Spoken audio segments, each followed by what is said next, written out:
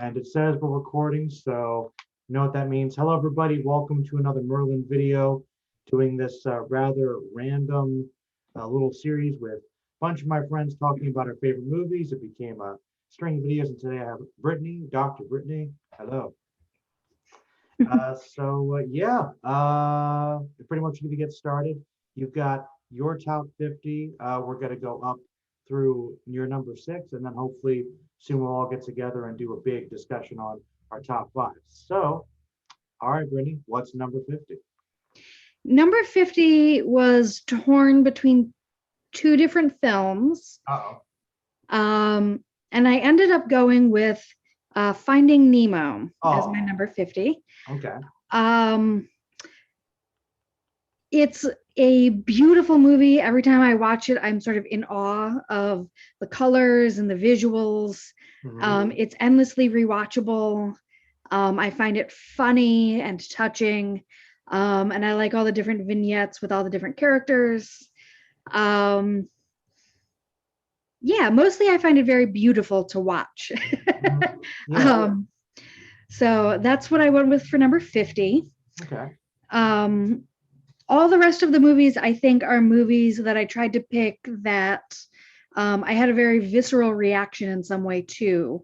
Not that at Finding Nemo, I didn't have that reaction, but I tried to pick things that really stuck with me because I had some sort of reaction to them when I first saw them. Okay.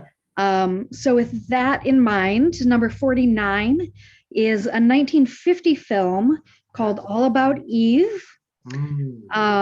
It's a great film starring Bette Davis, who is like at peak bitchiness. Okay, I think I saw it. And the first time I saw it, the plot of the film is that Bette Davis is playing sort of an aging actress, Broadway actress, who gets enamored by a young fan, and the young fan is trying to like worm her way into Bette Davis's life to eventually usurp her. Yeah, right. I saw that one when we were going through the Oscars. Like, Yes. I'm pretty sure I watched it, and I think I liked it. But yeah, the details are a bit fuzzy. I do think, yeah, she was kind of an actress, kind of a little past her prime. Yeah. Yes. Back on. And the very first time I saw it, I shouted out something like, "Oh my God, you bitch," at some point in it. It has that great line. Bette Davis says, "Hold on to your hats. It's going to be a bumpy night." Right. It's just so great. I have a number of older films on this list. Okay. So we'll see where that goes, but that's my number 49. Sure. All right. Go ahead. Sorry. I just said good choice. Yeah. Number 48 is Jurassic Park. Yeah. Kind of a weird follow-up to All About Eve. But, sure. No.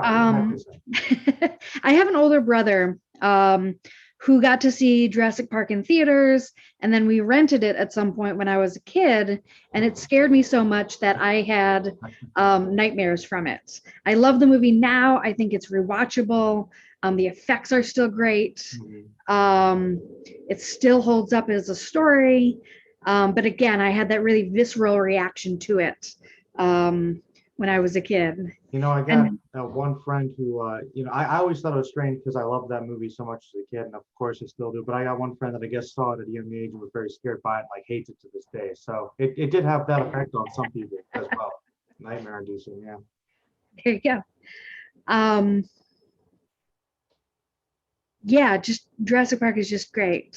I agree. Number 47 is Thelma and Louise from 1991. I think the issues are still relevant. I think it's still watchable. The chemistry between the two ladies is just phenomenal. It's both hilarious and dramatic. And yeah, it's sort of timeless in dealing with the issues that we're still dealing with, right? Mhm. It's sort of a pre-Me Too film Oh yeah. talking about those kinds of issues, right? Yeah, actually, it's very progressive. I watched that recently and I liked it. Believe it or not, and tell me, since it's one of your favorites, do you think the fact I didn't know how it ended is kind of ridiculous? Because I don't think it's like the number one most spoiled movie or anything, but I don't know. Yeah, I'm surprised that you didn't know how it ended. I That's sort of did. one of those classic movie endings. No, I didn't. Um, I didn't know. Apparently, the original ending um, showed them landing and sort of driving off Yeah. like in a dreamlike sort of way, but the Mhm. audience was confused and thought they got away. And so Oh, they had to cut that part. I would have said just, hey, they made it. They made that big jump, and it's not a dream. Just keep going. So that Fair might enough. why not? That why they're on the run. But yeah, that was I can understand it because I thought the ending of that movie was a little strange. Anyway, I don't know, but Yeah. it was still pretty good. It's so good. Classic ending. Um, yeah, just great chemistry. Um, deals with women's friendships in a way that not a lot of films, I think, deal with. I don't know. No, you're right. I really, really love Thelma and Louise. Number 46 is a 2011 film Oh, really? called Tinker Tailor Soldier Spy, Oh, starring Gary Oldman. The whole cast is really phenomenal. It's a filmed adaptation of a John le Carre book. He's written some of the best like spy movies or spy books that have been turned into movies. okay. Outside of like the James Bond stories. Influence. And it has Colin Firth in it, Tom Hardy, John Hurt, Benedict Cumberbatch. The cast is phenomenal. Sounds like it. And after seeing the trailer, I was so interested in the story that I actually sought out the book. Oh, wow. Which is something rare. It's a little bit complicated. It benefits from rewatch to pick up on stuff, but it's about the British version of the CIA, so MI6, in the 1960s, and they discovered they have a mole in MI6 at the top levels. And so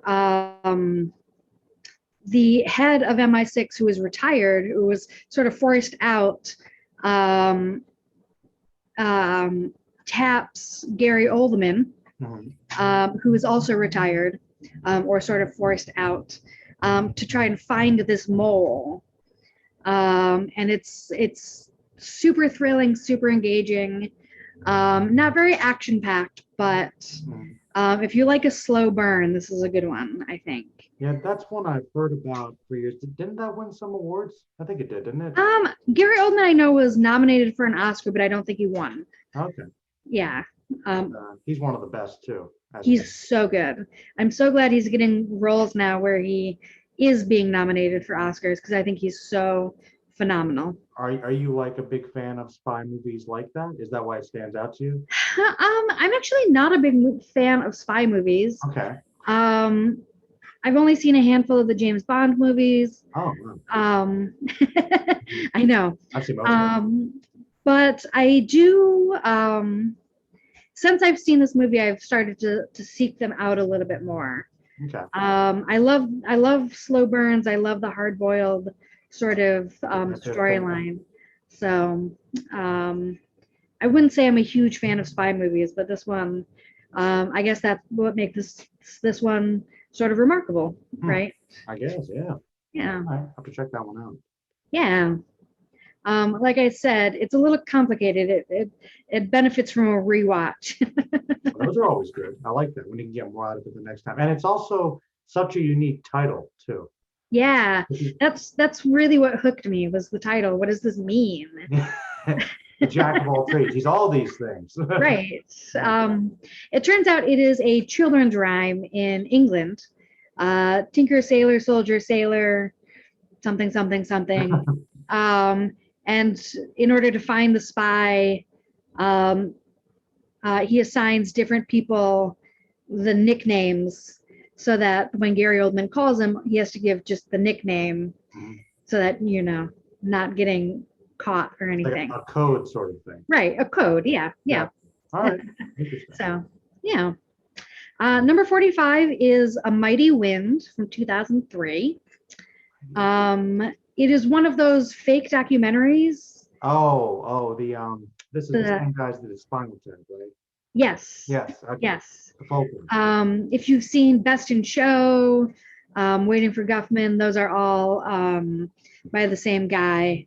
But A Mighty Wind, it's a hilarious send-up of the sort of 1960s folk scene.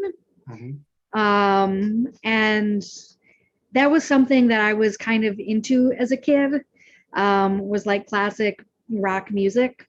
And it's just absolutely hilarious. And aside from being hilarious, the soundtrack is just beautiful. You could listen to the soundtrack by itself and not realize it's sort of a send-up of folk musicians, right? But it's got all of the classic actors. Michael McKean is in it, Catherine O'Hara,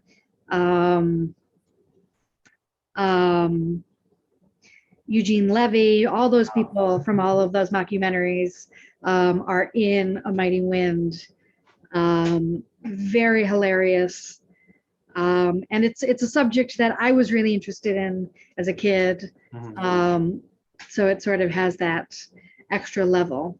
Good. Yeah, that's one I've always meant to check out too. Yeah. Like I said, the soundtrack is great, even as like a straight soundtrack. Good. That makes sense, because I know I always enjoyed Spinal Tap, and I was like, oh, he did a folk one. I'm sure that was funny. I've heard it's good too, and I feel like the title is also kind of a funny little bit of I want to say it's potty humor. I don't know. I don't think it's potty humor. I think it's more meaning to be like windbag. Oh, well, that works too. I was just thinking like a fart in the wind sort of thing. Or maybe a fart in the wind. So maybe it's both. It could be either, because these movies sort of have that high-low humor dichotomy. Yeah, it's like makes them so great. Clash. Yeah. I think I appreciate that kind of satire. I love a good mockumentary. Yes, me too. Spoiler, Spinal Tap is on the list just what? A little bit later.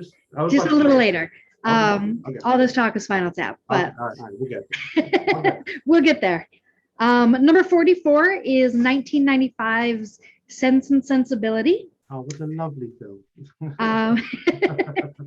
This one was written by Emma Thompson, whom I absolutely love. And I think she needs to write more screenplays because she's brilliant. And again, it's both funny and dramatic. It's an adaptation of a Jane Austen novel. And I don't know, I like it better than the Pride and Prejudice adaptations, which seem to get all the notoriety. For some reason, which I never really understood, because I always thought Sense and Sensibility was the better story personally. It is. I think so too. Emma is actually my favorite of the books. But I think this is probably my favorite of the filmed adaptations of Austen.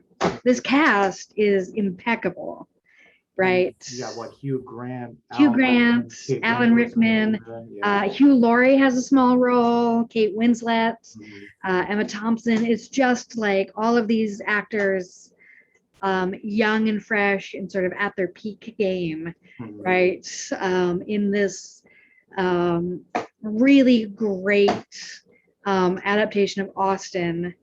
And again, it deals with women's issues in a way that I think we can spend more time with than in something like Pride and Prejudice, where we're sort of distracted by all the sisters, right? There's only two of them in this one.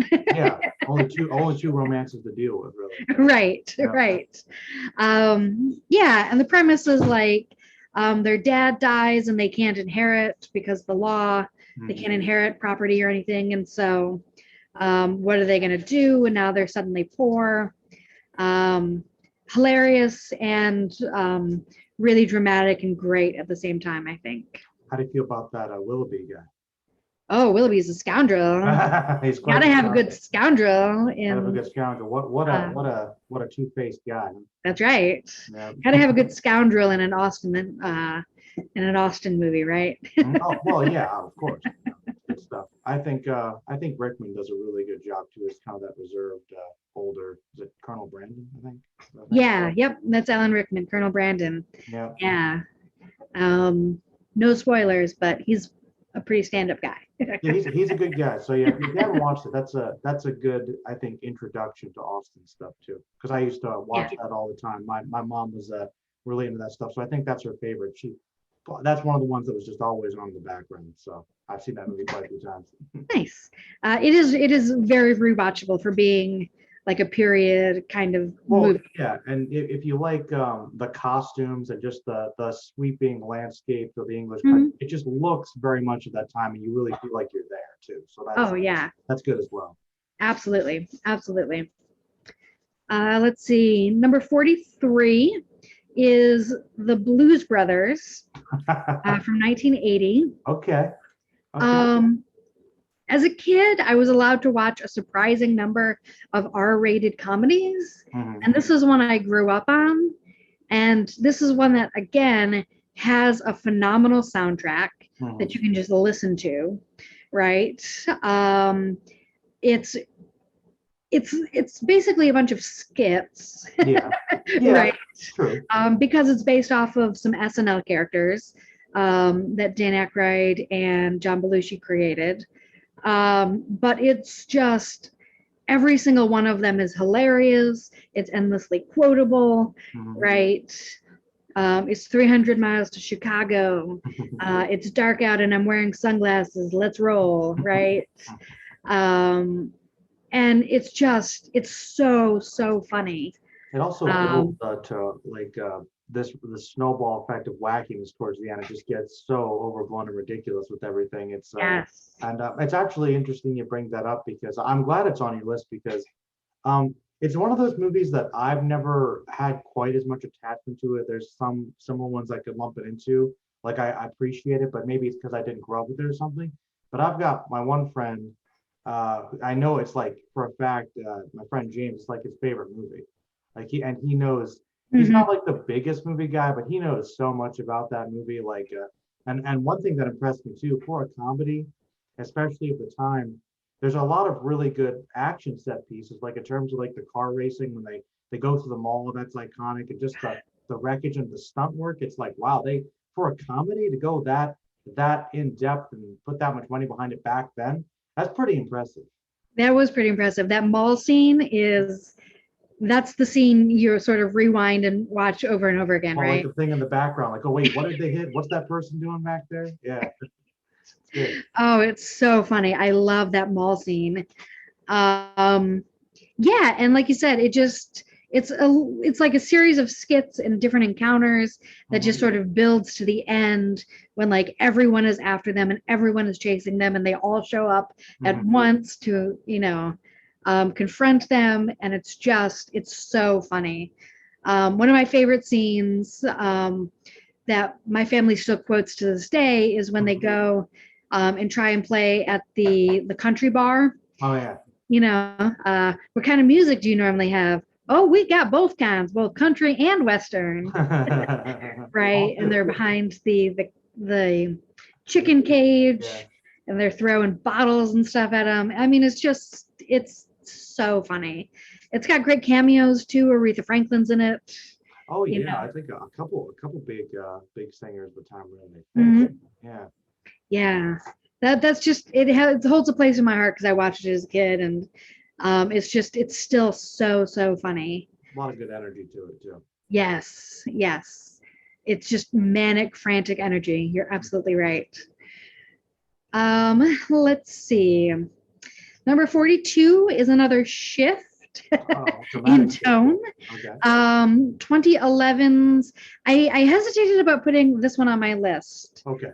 But let me explain why I put it on my list. All right, please. Teaser trailer for this movie is possibly my favorite trailer of all time. All right. All right. And I saw it and I was so blown away. And it was a thing I knew was getting turned into a movie that I had absolutely no interest in. And then I saw the teaser trailer and I was like, I have to see this. This looks amazing. It's the girl with the dragon tattoo. Oh, okay. Why'd you debate about putting it on your list then? Yes, there are some really problematic scenes that I have to skip. It's a rewatchable film, but maybe I don't want to watch her get assaulted or something. Getting assaulted over and over again, right? Oh, it's a tough film, but it's well made, and I think the cool thing about it is it's definitely got some hard scenes. I know some people have a hard time watching that. I totally get it, but the cool thing is she kind of obviously gets to overcome a lot of that and get the other hand. So that's why I think she's a great character. Oh yeah, absolutely. She gets the last laugh, right? That's what makes the film great. It's very visceral. It's very stylistic. It has a really interesting tone that I don't think I've seen in a lot of films. I don't know. There's just something. Pardon? Was that Fincher? It is Fincher. Yeah. Yeah. Makes sense. Yeah. That sort of visceral, gritty thriller. It's like dark and gritty, but it's also like impeccable, clear camera work. It's like crystal clear. Yeah, I know what you mean though. It has a unique atmosphere that I haven't seen duplicated too much. So I liked the American version too. I think I saw the original first one, which I don't know if I even made it right. I thought it was interesting how they made them similarly. Like they tried to be very faithful, but at the same time, the Finch one just feels much more epic in scope in a certain way. But it's also interesting too because for a large part of the movie, you've got the detective kind of investigating the murder, and then you've got her problems, and then it feels almost like two separate movies for a while until they converge, which is it's amazing how well that works. Yes, I love a good detective story. Good detective stories hook me every time, and this was a good detective story. Yeah, I think I like, this is unpopular opinion, I think I like the American version better than the Swedish version. Me too, actually. Yeah. They change a couple of things that make more sense to me. The first of which is, and this is a book problem, so I understand why the Swedish version adapted it this way, but the main character is sort of just supposed to be in the book, and in the Swedish version is like a schlubby reporter guy, right? He's got like a beer belly and he's not that good looking, but yet somehow all the girls like always want to sleep with him, right? Well, that's charisma, I guess. Right, I guess. Maybe his background.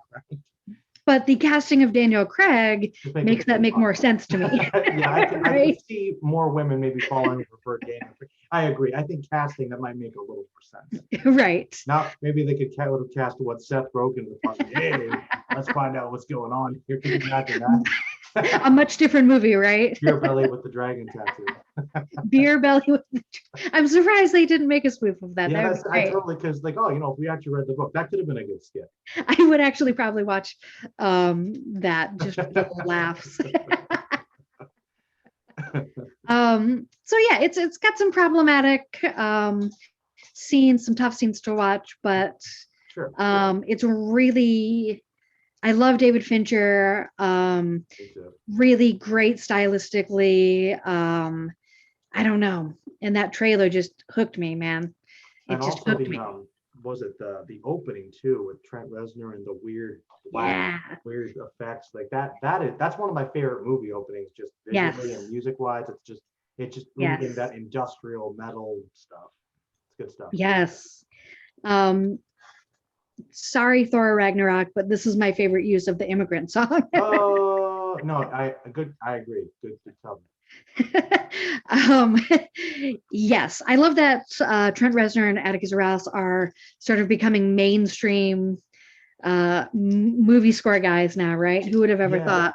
They do more soundtracks, and I didn't know this. I think that I don't know, not to get too off topic, but I feel like Reznor, he has like a couple good albums with Nine Inch Nails, but I feel like he's very, especially with a lot of his later stuff, I feel like he's very suited to that atmospheric and soundtrack stuff anyway. So Yeah. he even was doing like video game stuff back in the night, like Quake or something. So I think he's always had an interest in that, composing that sort of stuff. So Interesting. I think he's got a talent for it. Oh, I think he's phenomenally talented. I'm glad that's what he's doing because I think he's great at it. And I think his style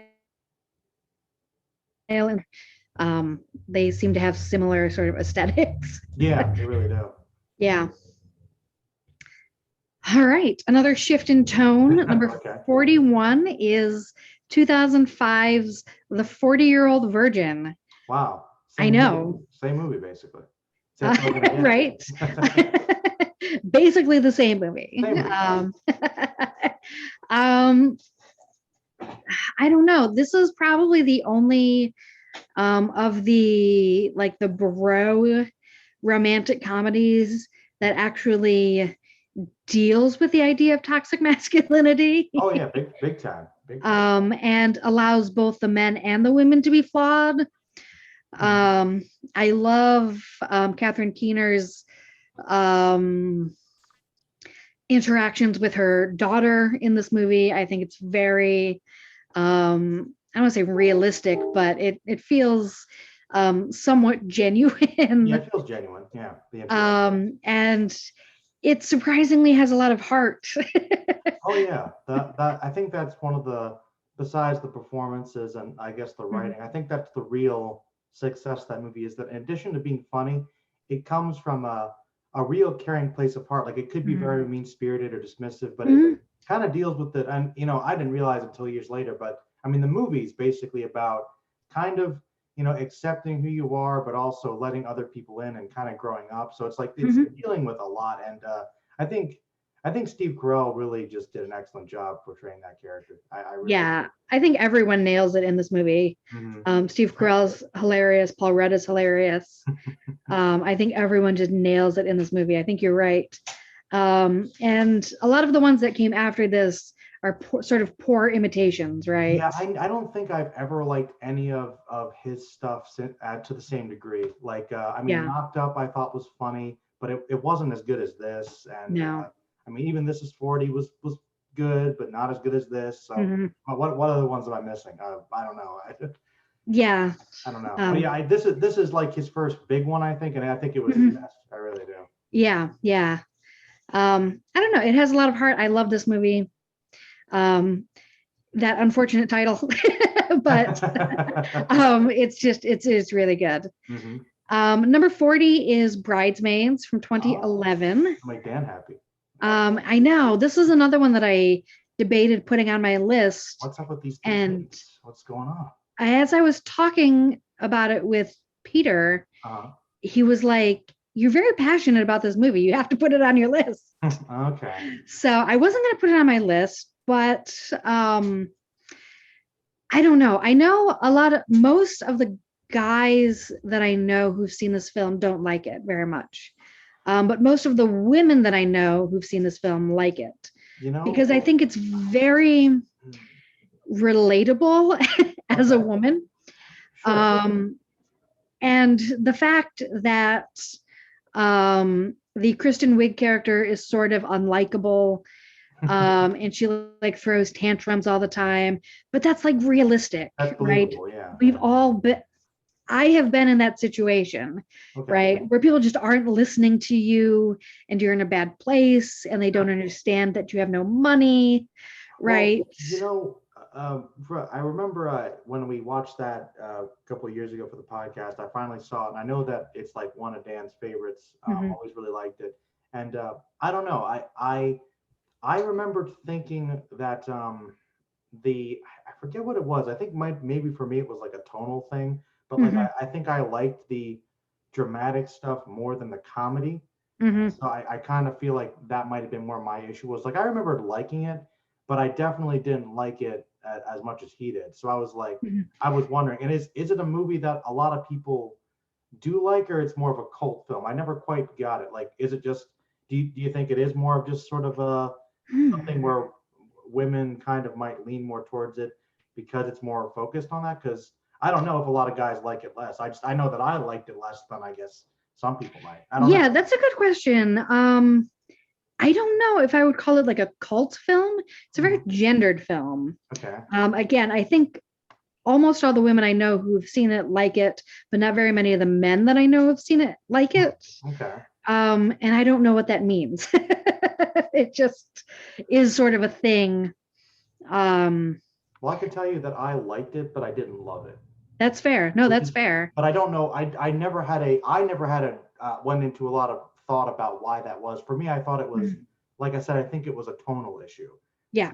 Like I didn't like. There were some funny parts, but I don't know. I wasn't. Maybe I didn't relate as much to the specific situation. I don't know. No, that's fair. It also made me fall in love with Melissa McCarthy. Yeah. She does a lot of bad movies, which is a Yeah. shame This is because true. I think she is just hilarious. No, I think she's really She's funny. absolutely hilarious in this movie. Um, and yeah, it really put her on the map. So Hmm. I'm grateful for that, if nothing else. Yeah, definitely. This is kind of the movie that made her a star, really. Yeah, basically. You're gonna like this. My Okay. number 39 pick is The Thing. Oh, I thought you said it wasn't going to be on the list. You weren't Um, sure. it ended up on it, but it ended up in the back sort of half. Okay. I Fine. don't know. It's another like mystery kind of horror film. I'm not a big like horror fan. Sure. I like when they're more suspenseful than scary. Hmm. Um, this has a good balance between the suspenseful and the scary. Hmm. I It's also don't like creepy. realistic gore too much, and this is It's a little not campy realistic gore. because it's like gory, but they're like it's an alien, so you're like like okay, what this isn't how Right. it's like. I think one of my favorite effects is like when it's like changing and you've got like these little tentacles, but they look like green spaghetti, like like it's like what is that? Right. Like it's the internals maybe of some creature, but Mhm. and I always wondered like it's really the guy that I forget the guy's name, but he was in charge of all the effects for the creature. He they much just told him to like use your imagination because it's like okay, he's got DNA of all these different animals and everything, but also what other creatures from other planets? Like what is this thing? We don't Yes. know. But no, I think in all fairness though, the scene with the dogs, like when it's turning into the dog thing, is still that's still I think one of the creepiest images. Really is. Not to Yeah. take it away. I've talked about the thing enough. You got to tell me why you like it. What is it that makes it stand out to you in that suspenseful way? Like, is there something about the subject matter you find interesting? No, I think I was just about to mention the scene with the dog too, Oh, as being like a really freaky scene, but really cool and creative, right? And that really appeals to me, the sort of creativity. You Mhm. can tell that they were just like, I don't know, something about this is just so creative. They worked very And hard on that that. really appeals to me. Um, Again, it's kind of a mystery who has it, who doesn't. We got to test the blood, Oh, right? as an academic, are you interested in the reading of it as kind of a AIDS scare and homosexual issues because they're all a bunch Ooh, of men, there's no women. You ever heard about that angle? I bet I you. haven't heard that theory, but it's fascinating now that you say that. Yep, that's been a reading that's been brought up about it. And I always thought it was interesting because I'm so into the movie that I never stopped to think, oh, it's very rare to see a movie uh, that has no women in it anywhere. Yeah, And yeah. I'm like, how does that factor into these guys' issues and their Mhm. mistrust of each other? And you just thinking testing blood for a disease, and are you Right. the monster that's hiding within? Like, I think there's clearly an issue there. So, No, absolutely. that's a fascinating idea. I'd never thought about that before. Oh But yeah. you're absolutely right. And the time period in which this came out, Hmm. it's 1982, right? Hmm.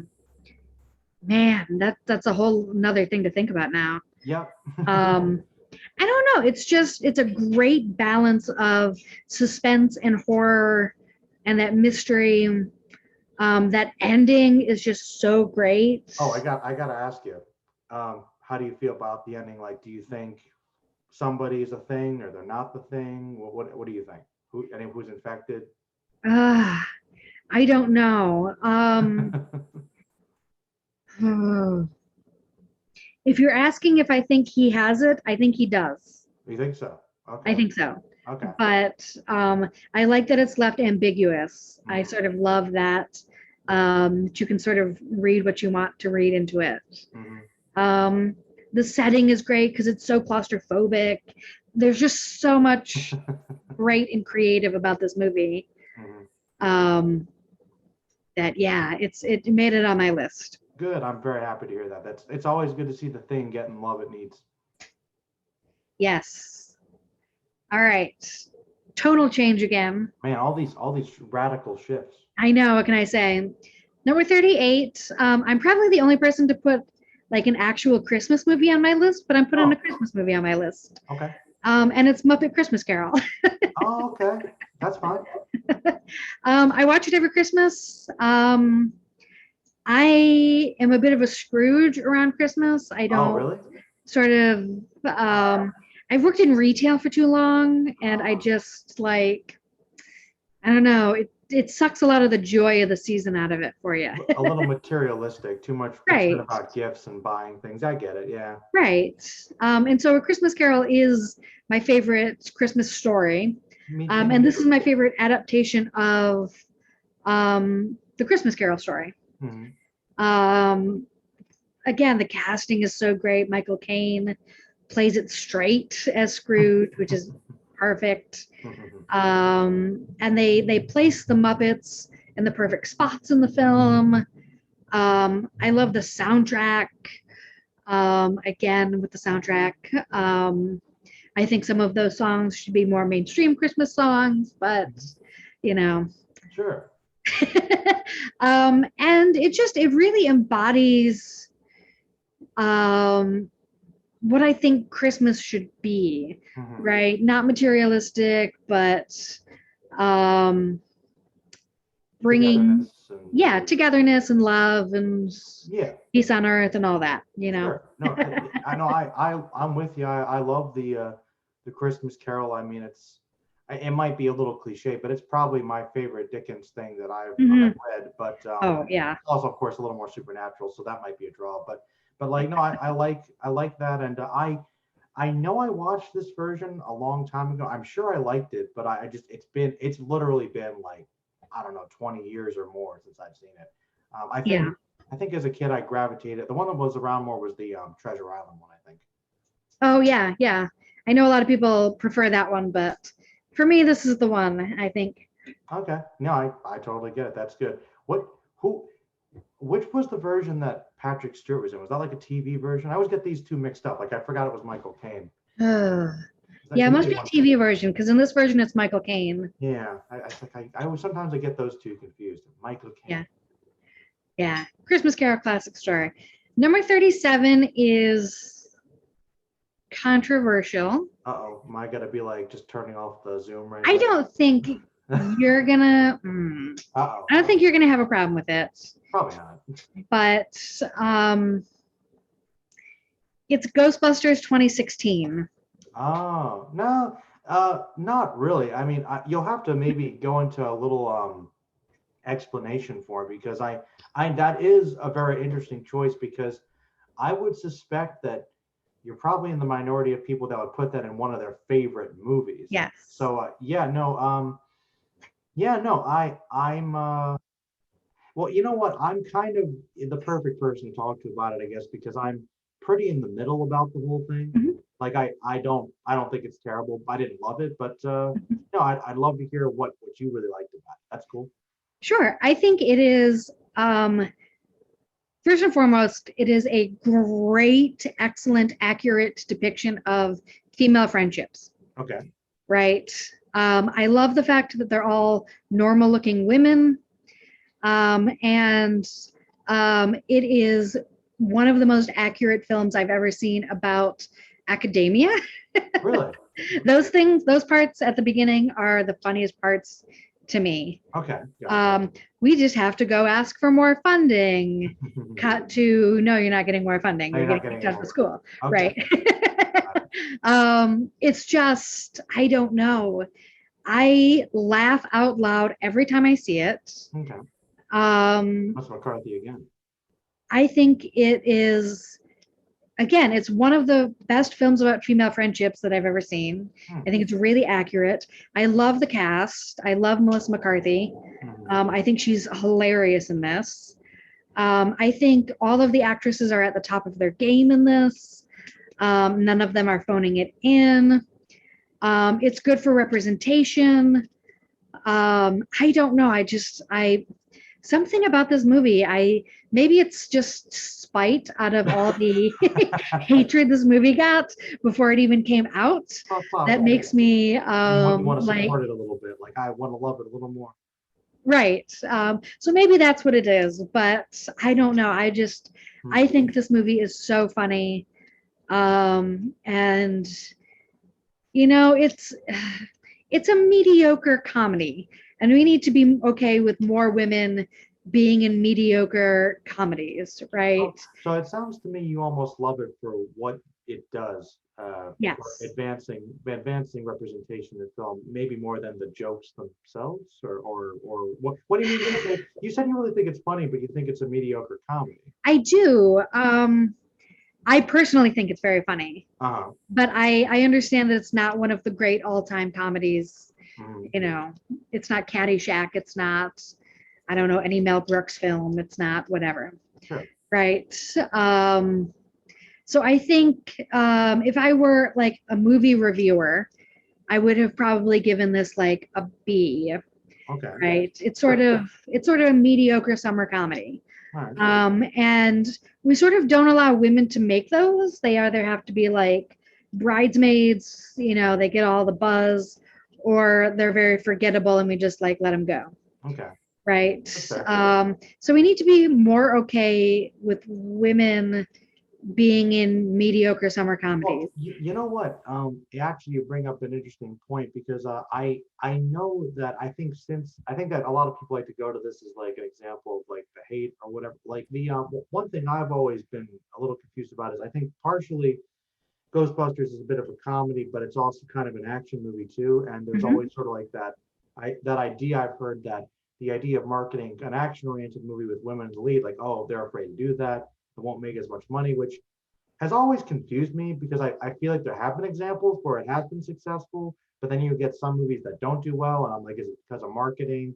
I don't know, like, especially with female superheroes and stuff, like I don't, but then this movie came out and it seemed like there was so much hate, partially because people like, oh, like women can't be funny or something. But they're just bizarre arguments, and I didn't think that they had as much.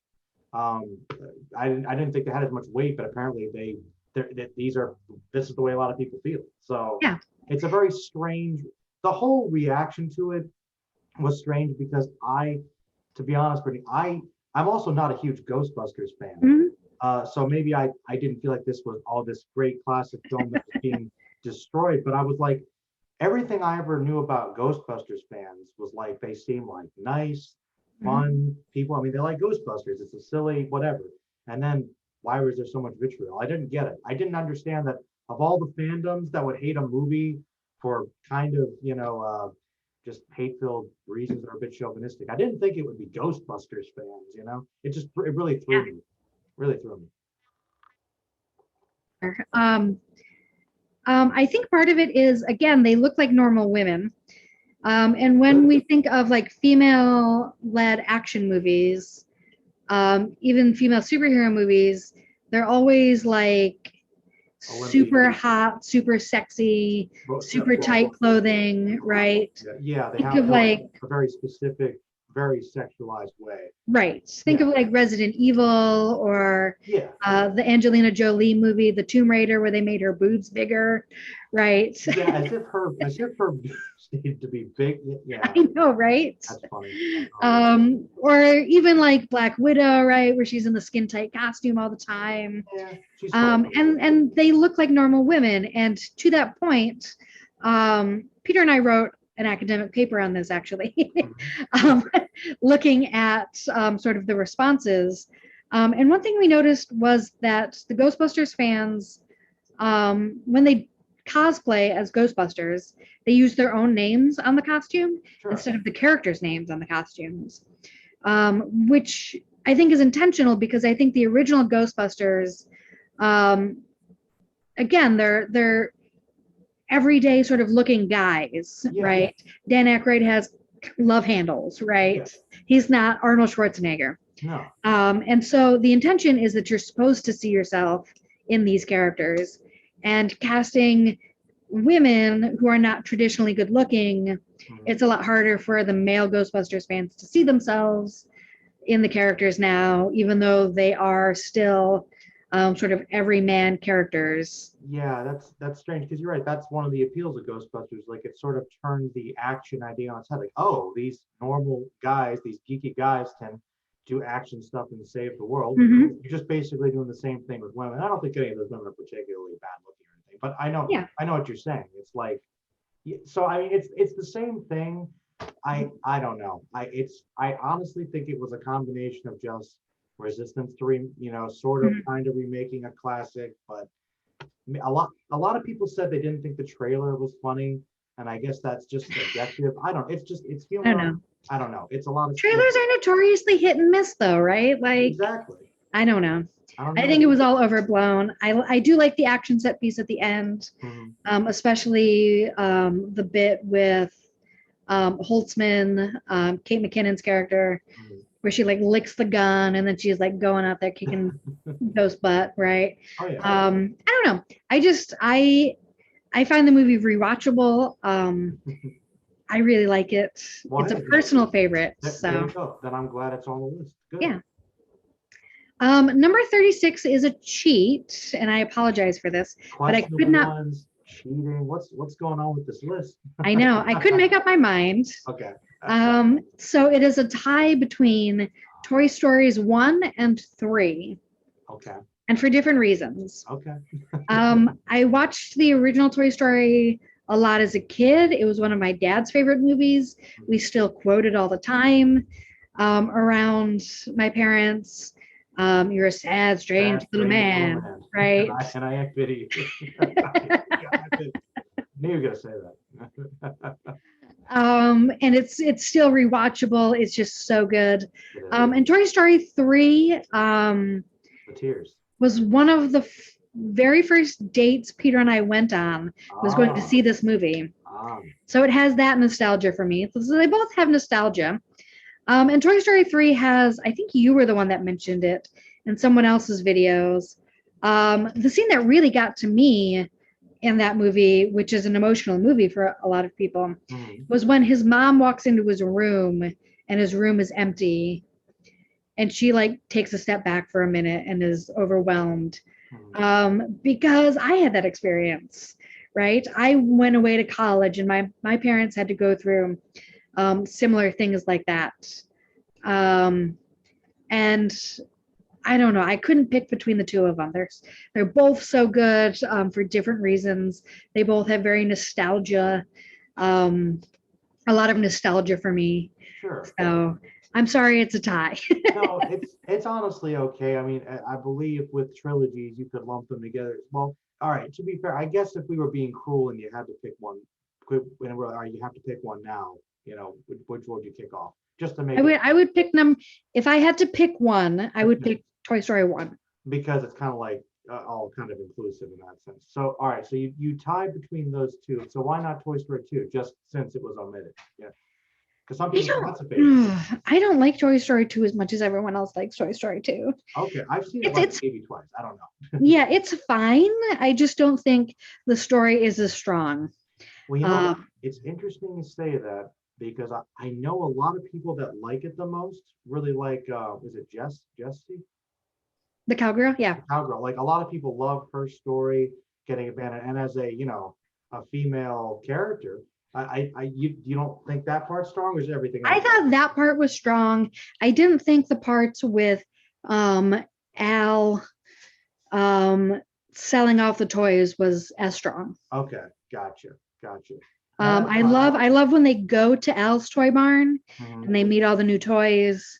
And I love the Jessie part of the story, but I didn't think the idea of being sold off as toys to live in a museum, I didn't think that was as strong as the other movies. Sorry.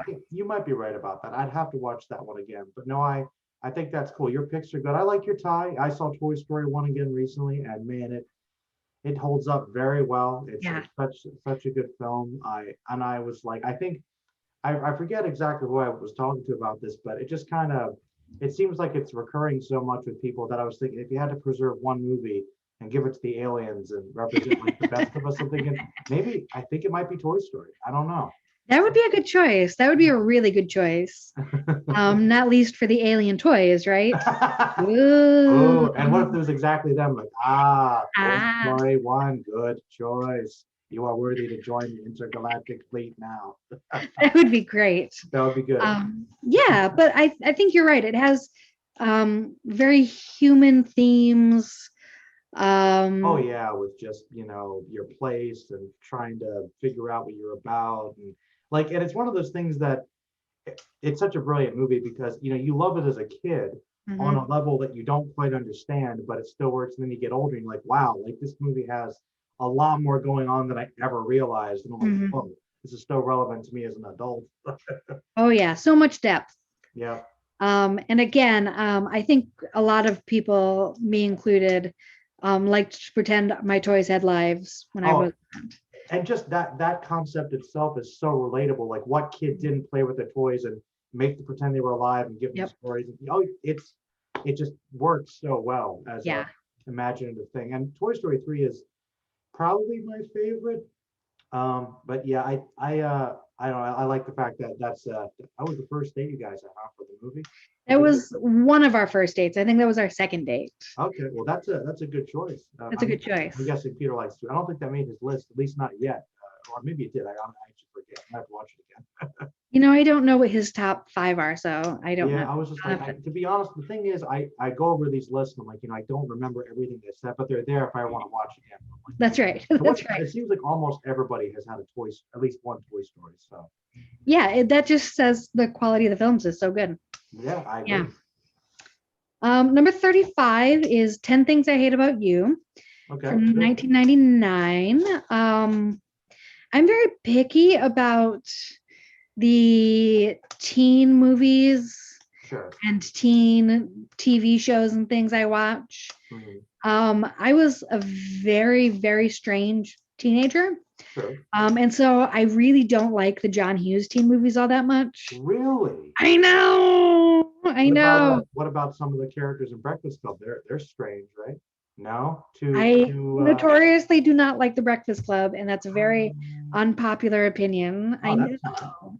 I okay. think it's super pretentious. Well, they are a little pretentious, but wait, It's like, what oh, about look at how much I understand teenagers. You're a wait, middle-aged man, John well, he Hughes. was a teenager once. What about Ferris Bueller? You I don't do like like Ferris Bueller. okay, good. That's As the long as you exception like because Bueller. it's wacky and it's zany and it's not trying to like understand teenagers, Mhm. right? No, it's Um, kind of making fun of them a little bit. yeah, basically. Okay, all Um, right. Well, no, but this is um, I want to say it's a little more realistic, maybe yes. of a scenario. I don't know. I don't know if it's more realistic. It's an adaptation of Shakespeare. Mhm. So already you got me because I'm a Shakespeare nerd. Nice. And it hits the balance of being sort of intentionally absurd and realistic. Um, I somewhat related to the character of the Julia Stiles character a little bit. Hmm. I was a little bit harsh and like out there as a teenager. Hmm. I saw this movie in theaters Oh wow. when it came out. I don't know. I just think there's something about it that is like so in your face, absurd, Hmm. I always and thought it had hilarious. I always thought it had a lot of heart though. It does. I think you're right. I think it does. Um, the ending is great. I don't know. Um, but I'm very picky about my teen content, and this one, for some reason, always stuck with me. So, Is it your favorite Heath Ledger performance? ooh, What is it? probably, Because he's pretty good. I probably. think he was quite the heartthrob in this, like everybody else did. I did. He was, and he does that bit where he sings. I Mhm. just, um, Yeah, he was a bit of a heartthrob. I kind of dig the long hair too. I don't know. Yeah, he had a very unique look about him, I guess, because he had like the long Mhm. curly hair. You didn't see that as much on guys, I guess, in the late 90s, Yeah, that was like a 90s look for sure. really. Yeah. Um, yeah, it's just, and then like the dad in this movie is so hilarious, Mhm. right? Where he makes his daughter wear like the pregnancy belly just to see what it's like, right? Like it's got a lot of really great gags Mhm. that I think are really great. Yeah, it's a funny movie. I have to watch It's it a again really funny movie. Yeah. in a few years. Um, Number 34 is the 2017 film The Post, which I will defend as not an Oscar bait movie Okay. because it's Steven Spielberg. And if I could get Meryl Streep and Tom Hanks in a movie, yeah, I'm going to do that. Well, maybe it's Oscar bait just by extension, because like you got Spielberg, you got them together. Mhm. You automatically assume, oh, they're going for an Oscar because Yeah, I they think that's got what everyone, I think that's what happened was that everyone saw the cast and saw that it was Spielberg and like, oh, it's Oscar bait. I don't think it is. I think it's just a great history movie. um, and we'll get to it later, but have always been fascinated with like the 1970s as a time period historically, and specifically issues like the ones that are dealt with in this film, like the Pentagon Papers, right? Um, if this film were actually about the Pentagon Papers, it would be called the Pentagon Papers. It's about the Washington Post, Yeah. and you don't realize that it's actually a movie about Kate Graham until the climax of the movie when she has to make the decision whether to publish or not.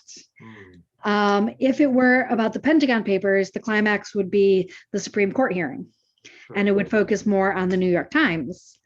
And that's what really got me about this film is it's billed as a movie about the Pentagon Papers and sort of the intrigue and tough decision of do you publish them or not. But it's actually a movie about Kate Graham, the woman who decides to publish them in the Washington Post. I just from seeing the trailers, I assumed it was just about the inner workings of a newspaper based on a particular story. So I kind of got that. I didn't actually get around to see it, though I heard it was pretty good. It was I think it was just that it was very similar to another movie that I had seen before. It was the one about it was in Boston with the priest stuff. Oh, Spotlight. Spotlight, yeah. And I think I was thinking, are they just trying to do something similar to that? Because I really like that, but I kind of was thinking, oh, this is kind of a similar thing to that, maybe another sort of conspiracy I kind of thing. love a good story about journalists chasing a lead. Mm-hmm. And surprise, number 33 on my list is Spotlight. Oh, well, okay. I was about to say, like, I remember, like, that was seemed very similar to Spotlight's a great movie. Mm-hmm. They're both really good. They're both really watchable. I know a lot of people find them boring. Again, I love a good slow burn. I don't think Spotlight was boring. I mean, the subject matter alone, they kind of build up like, oh, Yeah. what's the secret here? Oh man, can you believe this is what was going on? I don't think that's boring. It's based on pretty intense stuff. Remember what they show at the end, all the places where they were found. I was like, oh, yeah. So I Literally everywhere, right? literally every. It was like, yeah, pretty much every major city. Like, there were a bunch of them. Like, that's not good. So yeah, I don't know why you think it was boring. A lot of people told me that they think these movies are boring because it's a lot of like reporters like talking to people and chasing leads, like doing the actual work that reporters do instead of being more like actiony. I don't know. I really like the films. I think they're great. No, I mean that's what it is. It's reporting. I mean, the conversation and research, and that's I don't know. I think that's cool. I don't know. You know what? At the very least, you could say it's not an action movie. They're dramas. It's the tensions and what they're discussing and finding out. I don't know. That's really interesting. I don't know why people think it's boring. Yeah. Again, it's sort of a mystery, right?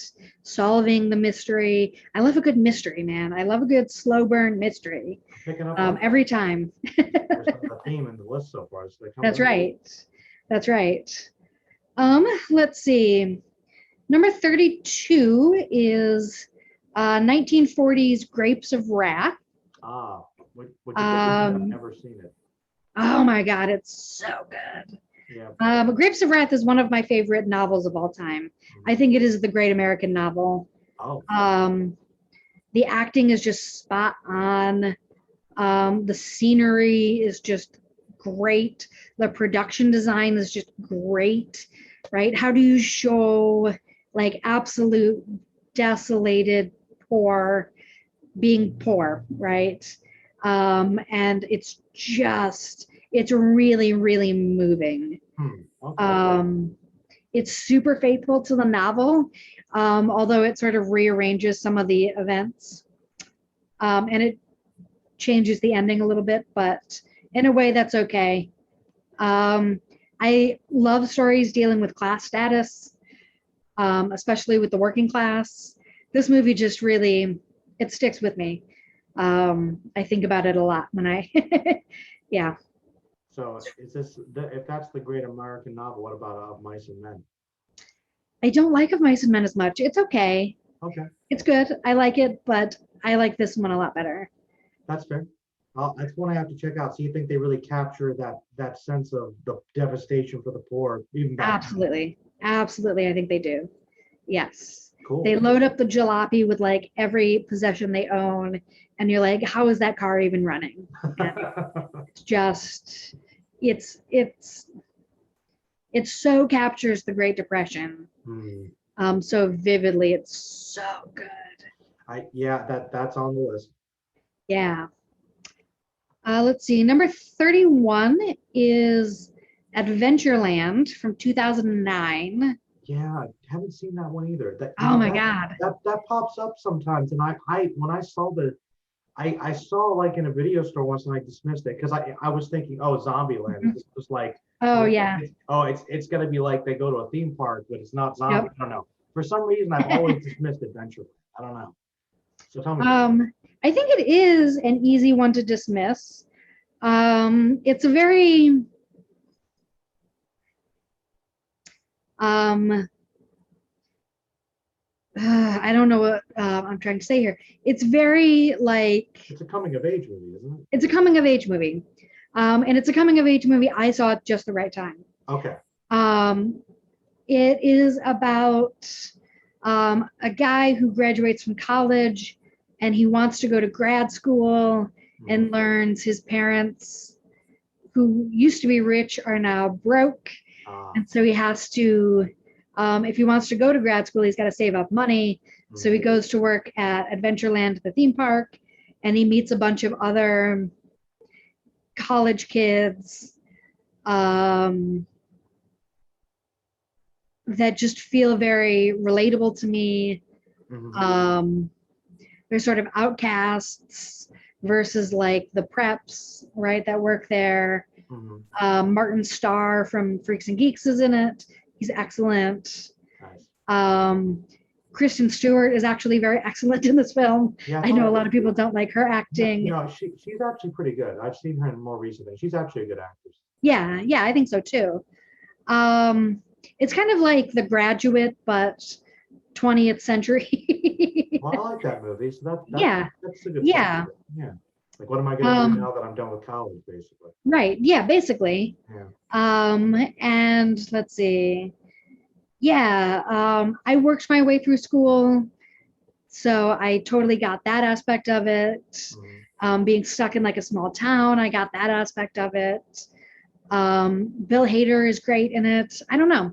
I watched it at the right time in my life to watch that movie, and it really resonated with me when I saw it. Yeah, it sounds like you connected to it. Yeah, I can see that. No, I should probably give it a watch at some point. I've heard good things about it. Yes. From the people who've seen it. Yes, it's a very character-centered story. Not a lot of like fast-moving plot. Gotcha. I guess is what I was trying to say earlier. Let's see. Number 30 and number 29. Uh-oh. Number 30 is Captain Marvel, and number 29 is Wonder Woman. Okay, you're lumping them together for a I lumped them together.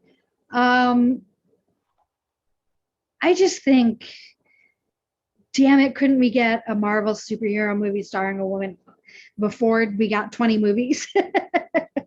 Well, not to go off on another tangent, but I feel like Black Widow should have come out like 5-6 years ago anyway. I mean, Yes. after like Winter Soldier, she was like prime. She was like the co-star of that movie, Yes. Captain America. So once again, I don't get it. The fact that I remember it's like, oh, once again, the risk for female superheroes. Mhm. But obviously, in the comics, there have been plenty of popular female superheroes for many decades, and so just I'm sorry if like you when you try to make a couple of them, you don't put enough money into it or write it very well, and you rush it, and the acting's bad, and you get Catwoman like, oh, it did badly. Well, yeah, because Yeah. you know, but Catwoman or Elektra. Yeah. so it's and to be fair, they're not exactly like the biggest female characters to go with anyways, but it's like that's also not helping. So Mhm. the fact that it was like 2017 before Wonder Woman came out was like Isn't that crazy?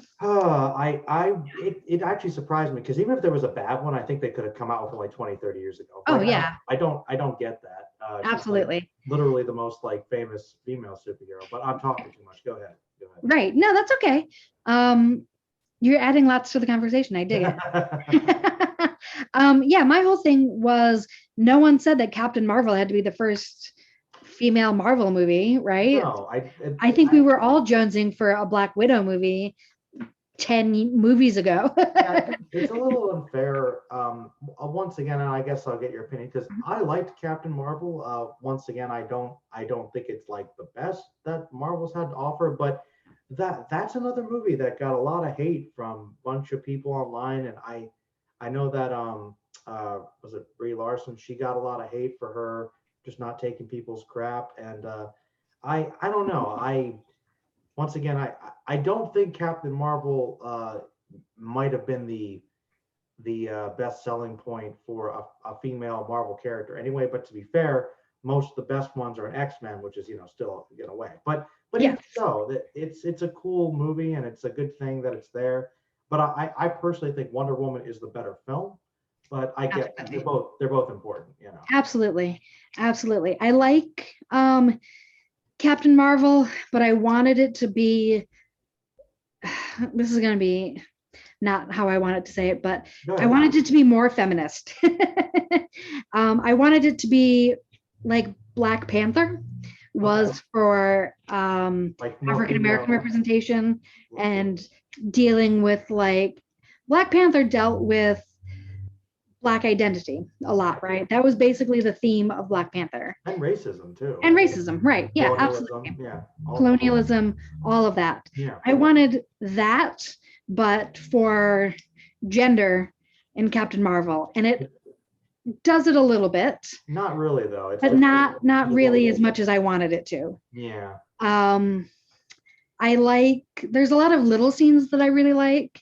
That are sort of female wish fulfillment, like when the guy tells her, "You'd look so much prettier if you smiled," and she steals his motorcycle, right? That's like female wish fulfillment. Every woman has dealt with that, sure. Right? I liked that it wasn't like the traditional origin story kind of movie, and that montage where we see the flashbacks of her falling down and then standing up was really powerful. And the one thing I went into it saying that I really hope they make Annette Bening Marvel, but I didn't think they were going to do that. I didn't think Marvel was going to be gutsy enough to do that, and they did. Okay. So, why not? Yeah. I don't know. Yeah, in the original story, it's a dude. Yeah, but why not? Exactly. And you got Annette Bening, so let's do it. Yeah, exactly. No, she's good. No, that's Yeah, I think, I mean, when she was Miss Marvel, she was always I always liked her more than Marvel, Yes. R-Vel. Yes. Right. I mean, he looks Right. cool, I guess, but yeah, I But never was that into him. Phenomenal yeah. cosmic powers. Silver Surfer's enough, I think, with that Yes. sort of stuff. I will ask you though, with Wonder Woman, I think it's a great movie, Yes. a great movie. But I have always been like, I do think that the ending does have that kind of ugly CGI fight fest, and but Yes. even so, I'm like, whatever. I really like David Thewlis as an Yes. actor. I really like him. Yes.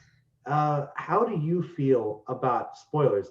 His casting as Ares, because I don't know. I've always had mixed feelings about that reveal. Let me tell you that I think it was brilliant casting Mm-hmm. because of the time period in which it's set. Oh, okay. It is World War One. And so the face of global war is a bureaucratic looking British guy. Okay. Colonialism. This is the peak of the British Empire. All right. You know what? Right. I actually agree with that. Like if it's representative of that and Ares kind of is the face of war at the time, that's cool. Yeah. I like that idea. But I think that they should, when they did that cut back to him in the ancient Greek armor and it's still David Thewlis and he's got his mustache. Yeah. I was never able to quite take that seriously. No, I agree. Changed it. That's mostly, that scene's always stuck out to me as like, that didn't look quite right. But no, I agree. I like the idea of sort of the schlubby, average, unassuming looking British man. I think maybe they chose the wrong actor. Maybe like a Gary Oldman or something. But then we would have known. No, I know, but you know what I mean. Yeah. That was the first name that came to mind, right? No, but well, you know what I mean. Someone who could have done both sides a little bit better. Yeah. Because I do agree that the face, I think it's brilliant casting, but at the same time, when we see the flashback where he's like Ares, it's a little bit weird. Yeah, that's my biggest issue with the movie is like the casting of him. They should have adjusted that. Like maybe he looked different and changed his form or something. Right. Yeah, right. That would have fixed that. And I do agree the big CGI fest is a little bit much. It's a little bit meh. And I think it's a little bit meh, which is disappointing after such a good build up. Well, everything before that is really great for me. And so I was really disappointed I'm always really disappointed with the like 40-minute battle scenes at the end of superhero movies, unless they do something really interesting. Sure. Right. Or different. And this felt like just like every other CGI battle superhero slugfest. Well, it's also the problem with a lot of these Warner Brothers DC movies is that they have these, and it's that Dark Knight stuff where everything's dark and gray. And Wonder Woman is, admittedly, it was foggy. It was World War I, so it kind of worked in the trenches this time. But she's a lot of DC characters are very colorful. It's bright and vibrant. I want to see that more. Absolutely. With a superhero movie, have fun. And that's one thing I will say. I don't know how you feel about it, but in 1984, when she's doing her Wonder Woman thing, it looks beautiful. It looks spectacular. Absolutely. And I like that. That's my biggest complaint with the DC stuff right now too, is who really wants to see a gritty Superman, right? Nobody. I want to see bright, colorful Superman. Hello, everybody. I'm here to help. Like, that's right. Nice, right? Yeah, that's Superman, right? Yeah. I don't want to see a gritty Superman. That's just like stupid to me. Yeah. And I love superhero movies that play with the absurdity of superheroes, right? Sure. I think Superman is a perfect character to do that with. And yes, I agree that some of Wonder Woman is a little bit muted. I don't know. It's so good though. I love it. Balances the comedy great. I really missed Etta Candy in 1984, who some of my favorite parts of that film are Wonder Woman interacting with Etta Candy, going shopping and stuff, right? The fish out of water stuff is great. I love that they killed off the love interest in a way that made it really difficult to bring him back. Yeah. for a sequel. They ended up doing it, but I don't know they had to about get that. really creative to do it, right? And problematic too. Yes, yes, I agree with that.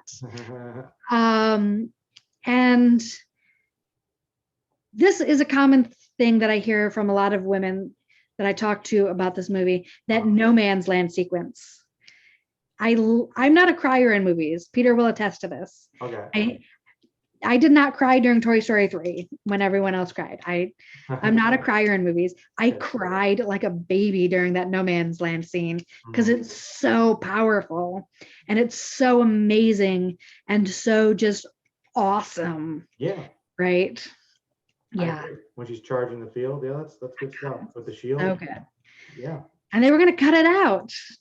Don't cut that scene, man. It's the best scene. Yeah, but they didn't do that. No, that's a great part. It really is. Yeah. It's like defending against the modern technology, defending against war itself in a way. Yeah. It's like this basically ancient shield, holding up against a machine gun. It's like it's a cool contrast. Like, And really, that's what World War I was anyway, right? It was a transitional war where we have like giant tanks for the first time fighting against, the cavalry on horses and stuff, right? Like it's old world technology and new world technology battling against each other. So I thought the setting was really, really smart and excellent. I love Wonder Woman. I think it's such a great film. I like Captain Marvel, not quite as much, but I think it's important and it's really good. I don't know.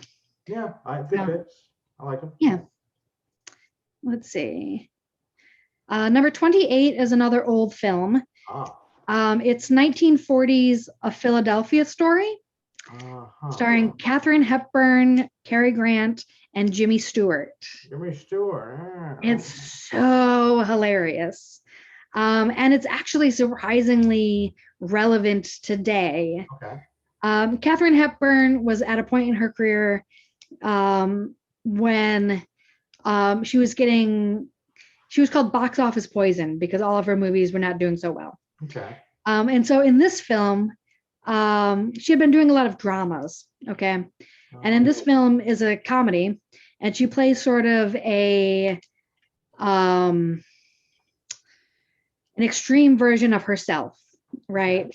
The like wealthy socialite who's like uptight and lives in Connecticut or I guess lives in Philadelphia in this one, right?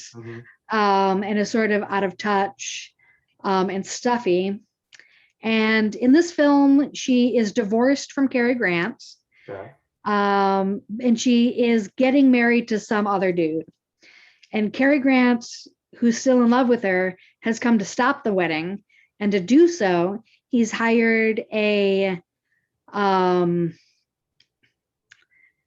journalist and a photographer to come to like spoil the wedding, right? Like a paparazzi. He's hired a paparazzi basically to come and spoil the wedding. Jimmy Stewart plays the journalist, and he inadvertently falls in love with Katharine Hepburn. Of course he does. And it's slapstick. It's so funny. Cary Grant and Katharine Hepburn have the greatest chemistry. It's so funny. It's whip smart. I laugh so hard every time I see this film. Man, I have to watch that. That's another classic one. Like I've got some gaps in my specifically that era, like from the like the 40s and 50s. There's some of those classic comedies and dramas that I knew about that one. I actually didn't know the plot at all though, so I didn't know Jimmy Stewart was in it. Yeah. He's so good in this. He gets really drunk at one point. Oh my God, it's so good. It's an all-star cast, and they are all like at peak hilarity in this. Sweet. Yeah. Another all-star cast is number 27's Much Ado About Nothing from 1993. There are many versions of this. This is one of my favorite Shakespeare plays. Isn't this the Michael Keaton one? It is the Michael Keaton one. Yeah, I thought so. I've seen it. Yeah. Nice. I wouldn't have called it the Michael Keaton one, but I sure. know it's because he's not really a major character. Like, is that the one with Michael Keaton in it? It is. It is. Yeah. It is. The other cast is Emma Thompson, Denzel Washington, Kate Beckinsale, Keanu Reeves, Robert Sean Leonard, who you probably know from the show House. Wait a minute. Isn't it? If I remember correctly, this is much like Bram Stoker's Dracula. This is one of the ones that people like to hate on for Keanu Reeves' Shakespearean performance being, oh, what I would not doubt. It's pretty funny. Yes, it's unintentionally funny. Keanu Reeves is unintentionally funny. And that's okay, got it. No. He doesn't quite know how to do the Shakespeare, but despite that, the movie is so good. It's pretty funny. Yeah. It's really funny. I call it the original rom-com. I don't know, mixed up identities. You always get me with like that plot. And there's a lot of other versions of this film or its story, I guess. Joss Whedon did a really accessible version. There is a filmed version of a stage play that stars David Tennant and Catherine Tate, who are really, really fantastic. But this version, it's like Sense and Sensibility. It's that cast, like, peak of their talent. Yeah. So good, so funny. I love Emma Thompson in everything, and she's just hilarious in this. She was actually married to Kenneth Branagh when they made this. Oh, did he direct it? He did direct it. He wrote the screenplay. Sizzling Chemistry. I'm a Shakespeare nerd, so I'm a sucker for a good Shakespeare adaptation, and this is it's one of the best. Oh no, me too. I really like it. I admit that I tend to gravitate more towards the dramas than the comedies, the tragedies. But I think I saw this one. I think the actor was like an elective in high school. I think my senior year was Shakespeare in film. I think this is one of the ones that we watched, and I liked it. I think I remember thinking it was funny, and it was another one that I think just had great set pieces. Yes. The gardens and the costuming, just where the visuals really popped to the energy of the film. So yes, I remembered liking it, but it has been a long time since I watched it. No, that's fair. It's set in Italy, and so it does have these like sweeping vista views, and the energy. You're absolutely right. Is what does it about this story in particular. It's like, it's so quick, and you gotta like keep up when you're doing this one. Let's see, number 26 is 1988's Heathers. Oh my yes. Goodness. What a wacky film that is. What a wacky film that could never be made today. Nope. Nope. I watched this movie practically nonstop when I was a teenager. It's so hilarious. It's so quotable. Winona Ryder is freaking amazing in this film. It's pretty dark too, kind of a dark comedy. Very dark comedy. I love a good dark comedy. Visually, it's just great. It's made in the 80s and set in the 80s, but even the costumes are like exaggerated, right? The shoulder pads are like 10 times bigger than they might have been normally. It's so funny. It's so dark, but it does have some good commentary. This was one I watched a lot when I was younger. You know what? I liked it. I know some people really love it. I will ask you a question though, because I have never been able to get an answer. What happened to Christian Slater? Because I feel like he was the biggest thing for a while, and then he kind of wasn't for a while. Yeah. Then he was on Mr. Robot. So what happened? Do you know? I have no idea what happened to Christian Slater. Nobody does. In this movie, I think he's doing his best Jack Nicholson impression. Oh yeah. Right. Yeah. I don't know. That's a very good question. I always wondered, because he was a big thing for a little bit. Yeah, he really was. And then you're right. I don't know. Maybe he went off. He retired for a bit or something. I have no idea. I guess so, because it's like, it's, you know how like sometimes an actor has an issue or something Mhm. comes up, or but it's never been, I've never heard any evidence of like, oh yeah, something happened, or it's like we didn't act for like 10 years or something, really. Yeah. Or maybe he was doing more low key films that we just never heard of or never seen. I have no idea. Yeah, maybe he had enough money. He's like, hey, I'll just pick what I want to be and I don't care. Yeah. Yeah. Maybe. A lot of times actors will retire if they have a family. I don't know. I don't That's know. a very good question. I always wondered. I would love to see him in more things, though. You're right. He's a good actor. I like him. He's so good. He's so good in this. I had such a big crush on him in this when I was a teenager. The truth comes out. See, The bad boy, right? with his slick back hair, it's like, Yep. Yep. Little James Dean, the leather jacket. James Yeah. Dean, yeah, right, without that, which is weird. Everything else in the movie is very kind of 80s exaggerated, but he seems like a 50s character. Yes, I think that's intentional. Mhm. I think he's supposed to be reminiscent of like Marlon Brando in The Wild One, or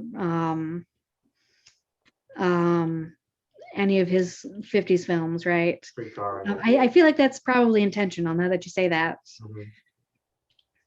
Mhm. Number 25 is one almost everyone else has on their list, so I won't spend a lot of time talking about it. It's Okay. Clerks, 1994. Well, what's this film, Clerks? Can you tell me about it? I've never heard of it. Sure. This is so pretentious. Oh no! Well, this should be good. I'm ready. This. No. Nobody could understand the elegance of these skits interwoven. It's transcendent filmmaking. Yeah. Go ahead. No. As an academic in my PhD, my dissertation looked at the ways in which retail work were portrayed in popular culture, and how that influenced our perceptions of retail workers in real life. And so Clerks was a film I looked at a lot,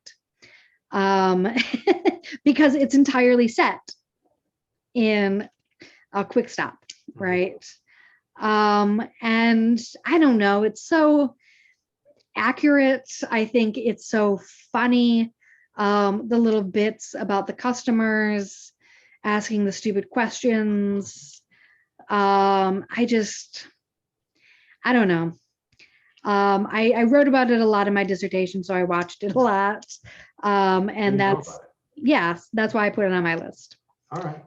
Do you think it's because of that movie that did change like public perception of retail workers? Do you think or for good or bad, or one of the trends I see in the late 90s and early 2000s is a trend towards retail work being representative of characters who are unambitious, who are stunted in their growth and maturity. 40-Year-Old Virgin is another one I talked about in this chapter in my dissertation, right? Where the characters, they're the stereotypical like man child, right? Yeah.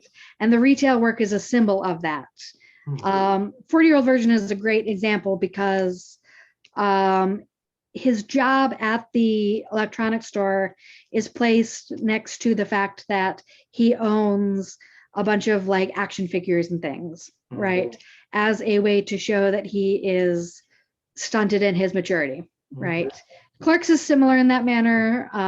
He could go to college, but he doesn't want to go to college. His girlfriend is like, you should go to college. And he's like, yeah, I don't really want to do that. Right. So why would he be there anyway? That's right. He's not even supposed to be here today. Right.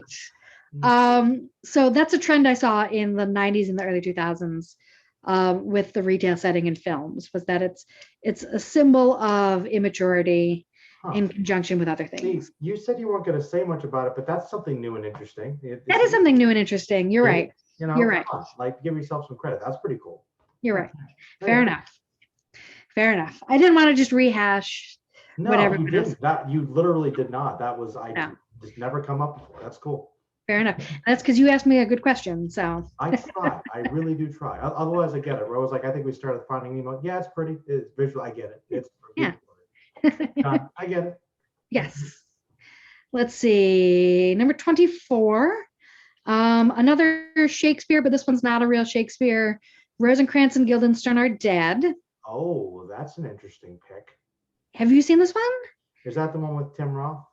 It is. Tim Roth and Gary Oldman. Yeah, I saw it once a long time ago. It's funny you bring it up. I literally was looking at it up again the other day because I was like, I kind of want to re-examine it because it's like this metatextual, look at Shakespeare, but it's also very existential and it's very weird, surreal. It's bizarre. It's a very weird movie. That's you got to really think about it. Yes, you have to sort of know Hamlet to really get it, and that's kind of pretentious, but no, it's true because they'll make references to certain scenes. They're like, oh, what's going on with that? Like, right. And it's the huge parts where they're just not in the play, and it's like, right. What would they do when they're not? Oh, we're just literally hanging out backstage. Like, no one's, when it's not their scene, nobody's like even. It's not like they don't even exist to them. Right. So they're just kind of like joking about everything. Yeah. It's so funny. Gary Oldman, Tim Roth, again, amazing cast, right? Amazing chemistry. Yeah, it's meta. It's sort of the first time I had been introduced to like that kind of a story where like it's meta in that way, where it's like it's Hamlet, but it's not Hamlet, right? It's these minor characters from Hamlet. Like behind the scenes of Hamlet, Right. What are they doing when they're not interacting with the characters in Hamlet? Yeah. Right. And they're just, it's normal guys. It's so funny. Right.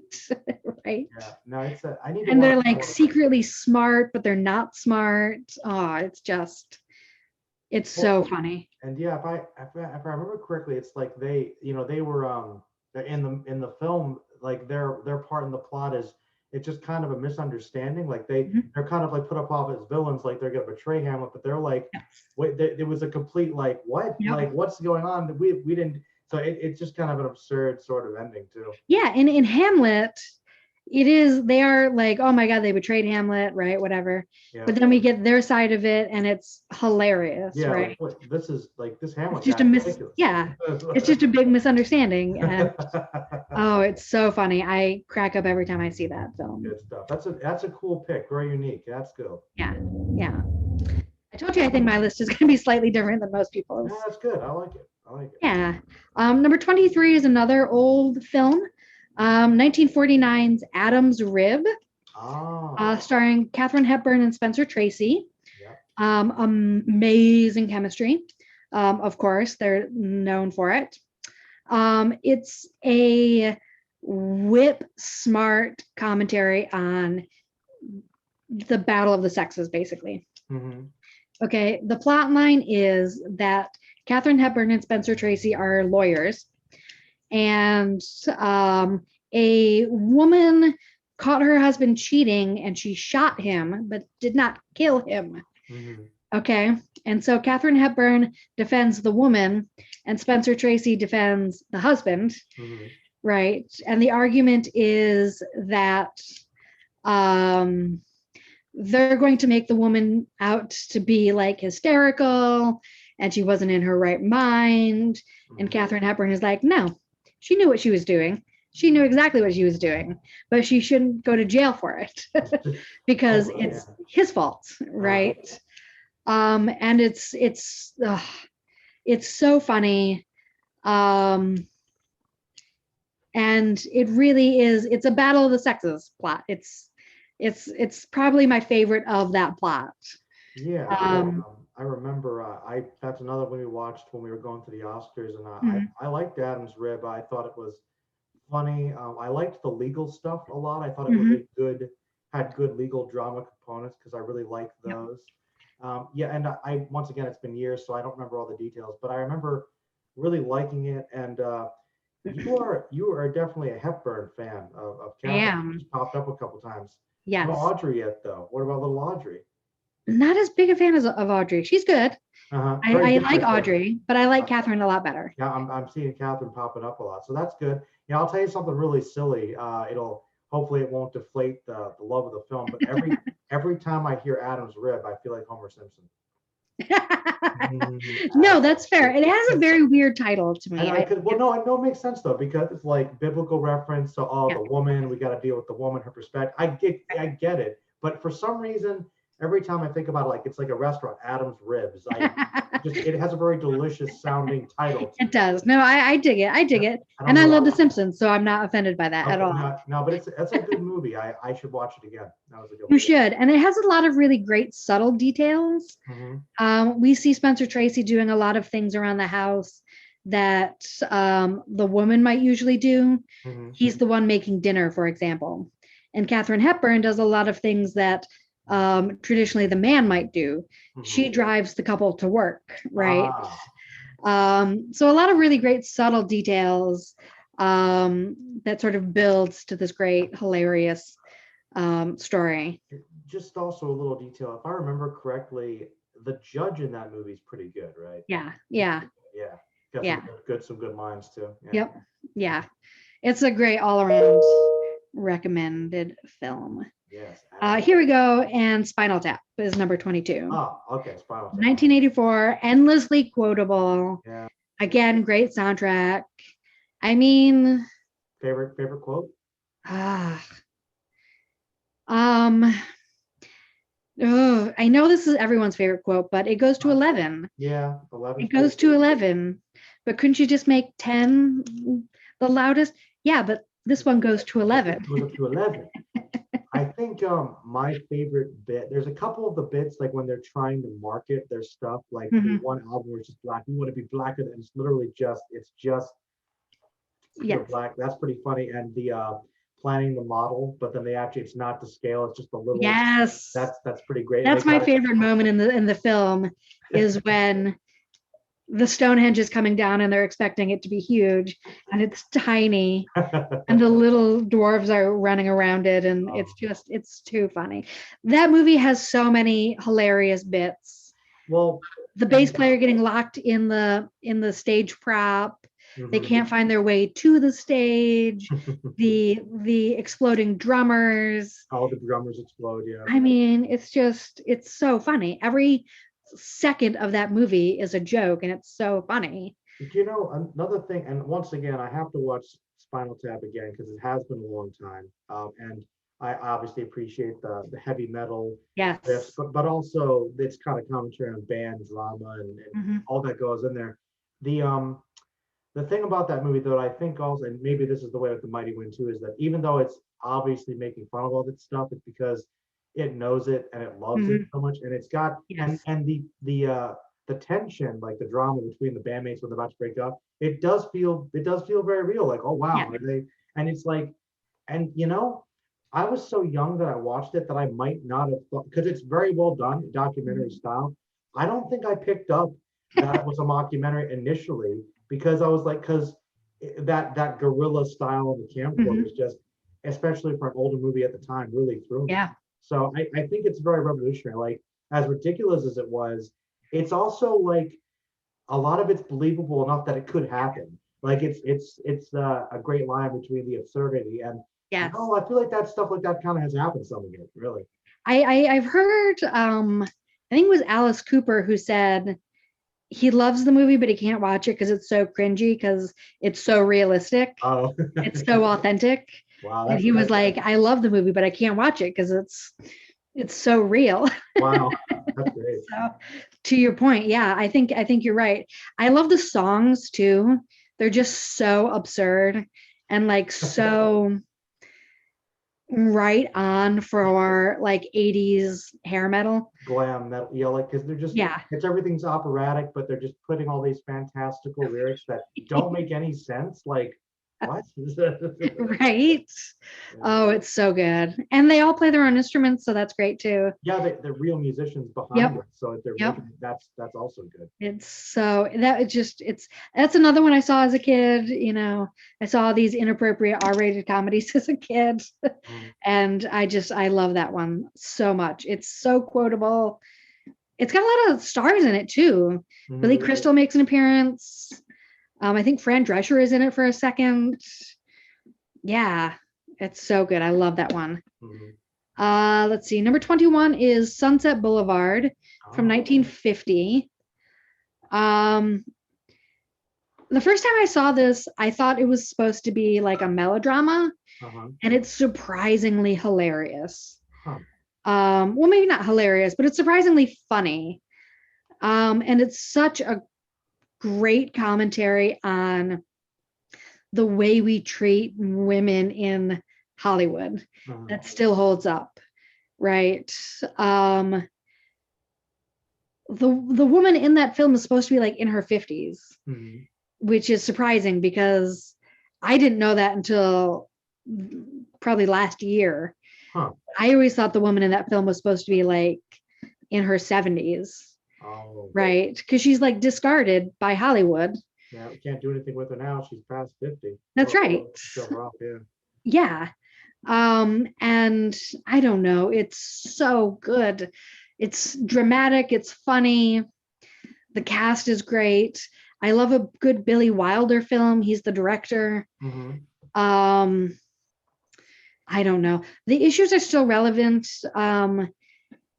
I'm not a huge Amy Schumer fan, but she had a great skit once called The Last Effable Day, starring Julia Louis-Dreyfus and Tina Fey and what's her name? The gal from the show Medium. She was in Boyhood. Yeah. Crap. I should know. You know who I'm talking about. I know who you're talking about. It's gonna bother me now. Wow. Yeah, she's in dang it. I know who you mean. Yes. The Boyhood, the mom from Boyhood. Yes. I know who that is. Yes, but the premise is that they're sending off Julia Louis-Dreyfus, like a Viking funeral because she's no longer considered sexy by Hollywood. She's like 50 now or something, right? And that's basically the premise of this movie, right? Yes, thank you. Yes, I know who that is. Yes. I don't know. It's dark.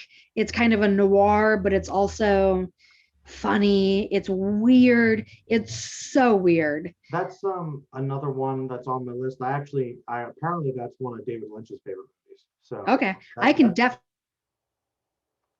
influence. I can see this movie being an influence on a lot of his films. I can see that definitely. Let's see. Number 20 is another Shakespeare. It's the 2010 Julie Taymor version of The Tempest.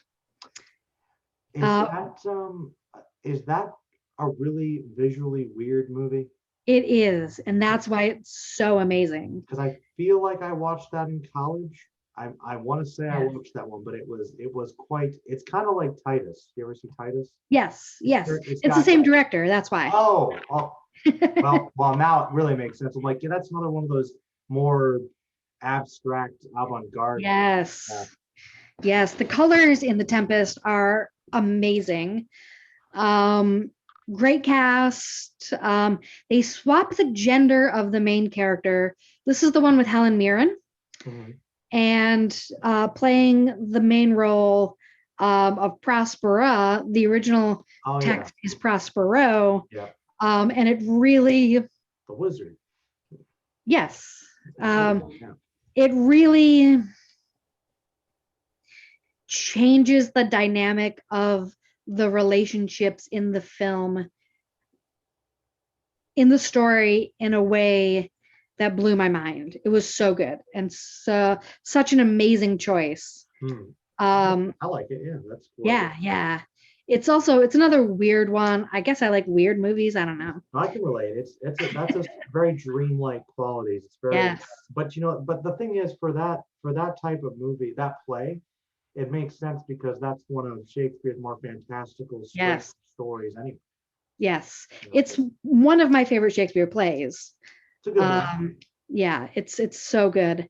And again, it's so beautiful. It's so visually stunning, right? It just drew me right in. Let's see. Number 19 is the 1978 version of Dawn of the Dead. Again, it's not that like realistic gore that you get in zombie movies sometimes. It's George Romero gore, which is kind of cartoony, intentionally or not. But the zombies were always there. In that one, they were so like weirdly colored. They're like green, They were. blue. They're like, and you never see. Nowadays, they're all gray and they look decayed. But Right. his zombies are they're just like purple or something like. Yep. Yeah. Yeah. Right. I think that's because the movie before this, Night of the Living Dead, was in black and white. Mm-hmm. And so this one was in color, and they're like, well, just paint them gray. Right. And it was low budget film too, so maybe that's something to do with it. Oh, but I'm glad you have it on there because I think that's, if you want to talk, I mean, both those movies, but Dawn of the Dead, I think, is another great testament to just low budget filmmaking and Absolutely. what you can do. It's really good. Yeah. Yeah. And I heard the guy that did the like gore effects was inspired by his time in Vietnam. So I thought that was really an interesting tidbit. Wow. But I love the premise that they hike out at a mall for a long period of time. Again, getting back to like my dissertation topic, that really appealed to me. I think it's a really, really smart commentary on consumerism. Mhm. You don't always get that in like horror movies. I don't know. It's when with a lot of speculative fiction, it's kind of cool when there is kind of a message to it. Yeah. And I didn't think the remake of it had so much of that commentary that I love. I didn't see the remake, though. I've heard people say it's pretty good, actually. I've seen parts of it. I haven't seen it all, to be fair, I guess. But they're only in the mall for a short period of time, and that's like the best part of the movie. That's like most of the movie, like 80%. Right. They're in the mall. Yeah, they're in the mall, hanging out at the mall. Everything you could ever want at the mall, right? Yeah, it's great. Number 18 is another old film. Mm-hmm. It is a silent film. It's so old. It's 1927's Safety Last. It's a Harold Lloyd film. You probably know this one. You probably know the image at the end of the film where he's hanging off the clock. Oh, okay. All right. It's that one. I've seen that image, yes. Yes. And you've seen that image, right? Jackie Chan does it in one of his films. Back to the Future did it. Yeah, with the clock. Yeah. Yeah, with the clock. Gotcha. And let me tell you, the last 11 minutes of that movie are intense because it's him climbing the side of a building. And you're like, oh my God, he's gonna fall. And it's the side of a department store building. And so every window is coming different obstacles, right? A net at some point comes out and he gets tangled in it. Wow. A pigeon, or I think a rat maybe climbs up his pant leg, right? Like, oh my God, he's gonna fall. It's so intense. That's pretty cool. It's also hilarious. It's so good. Yeah, you know that last sequence where he's hanging off the clock. You can YouTube that last sequence, and I highly recommend it because it's. I might actually. So is that one you love just because it's like the old school movie magic of that he shouldn't fall, but you believe he will, and it's so. Yes, absolutely. And the way they did the stunt was that they built a wall on top of a building and had him climb it, and then they filmed it from like an angle so that it looked like. So that he's not really climbing the side of a building, but it looks like he's climbing the side of a building, but he's actually on top of a building. So it's also still super dangerous. Yeah, it's still kind of a dangerous stunt anyway. So he was the Tom Cruise of his day, basically. Yeah, right. Absolutely. Yeah, it's really good. Like I said, YouTube the last scene of that movie because it's so riveting. You're just like, oh my God, he's gonna fall. And he doesn't. And the actor had a fake thumb because in a different film he accidentally blew his thumb off. A stunt. that was supposed to have like fake dynamite that wasn't fake dynamite. Whoops. So he has a fake thumb and he's doing all these stunts. It's crazy. Highly recommend. Safety Last is what it's called. Safety Last. All right. Yes. Number 17 is 2015's, sorry, Mad Max Fury Road. Oh, well, yeah. Talk about beautiful. That's another one that's just, it's like every still moment from that movie is like a painting. It's so beautiful to watch. Brittany, I think the thing about Mad Max Fury Road is it sort of like cracked this argument that I think people have maybe had, that like action movies can't be art. They can't be, something can be purely testosterone and frenetic energy, but so well done that it's still brilliant filmmaking, even though it's not like, I don't want to say it's a dumb movie, but it's like, it's amazing how it's not really highbrow, but it might be it's one of, if not the most artistic action event. It's just pure. It's pure visual, visceral music. It's all from technical stuff. Yep. Like if the script is probably like the weakest thing about the movie, but it's just enough to hold all these grand set pieces together. And it's like, I feel like you usually hear there's a naysayer like, weak plot, but nobody cares. Nobody cares about that. It's just a great movie. I don't know. What do you think it is about? What is it about this movie that separates it from so many of the other ones? Like, I don't know what it is. It is beautiful, as you say. It is pure art to look at. And it has a very, very simple plot. It's also a very powerful plot. It's a super feminist plot, actually, right? Yeah. It's really tense. The action sequences are really, it's all real. It's not computer generated, right? They're dangling above, like people are actually gonna get hurt if they don't get these stunts right. Yes. And I think to your point, it is a very simple story. It's a very powerful story, though, I think. Yeah. But it's a very simple story, but it's not overshadowed by everything else going on. And I think the energy of it, again, with the energy, is so frenetic. It's like nonstop. It's a nonstop movie. But you are on this ride, on this journey with them. And I think, I don't know, that just really hooked me. It's interesting because except when they kind of get where they're trying to get for a bit, that's the only time there's really a moment to breathe. Yeah. It's all so well constructed and put together with good chemistry. Anyway, a good story underneath it that, like, even though it's almost nonstop action, you don't get tired of it. Where, say, like a Transformers movie, it's loud but it's annoying because you don't care about the characters, you don't understand the story somehow.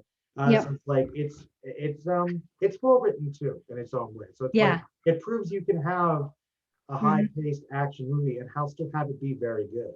Yeah. Oh yeah. Definitely. It's also shorter than most Transformer movies. Yeah, the extra hour is probably unnecessary for all of those. Yeah. I'm always blown away at how long the Transformers movies are. They're like 3 hours long. Yeah, who needs a 3-hour Transformers movie? Somebody made a joke once about how, like, oh yeah, think about all the story you got to condense in the Lord of the Rings because it's an epic, and oh yeah, the Transformers movies are like that long. Like, I don't think there's quite as much story there. No, not quite. But this one it's so tight, as you say, and it's just nonstop action. You get that little moment to breathe. I saw this one in theaters a bunch of times because it really needs to be seen big screen, right? It works on the little screen, but it's really meant to be seen. Big screen, surround sound. You gotta do it. Definitely. I don't know. This one, for some reason, you're right. It did elevate, I think, the action movies.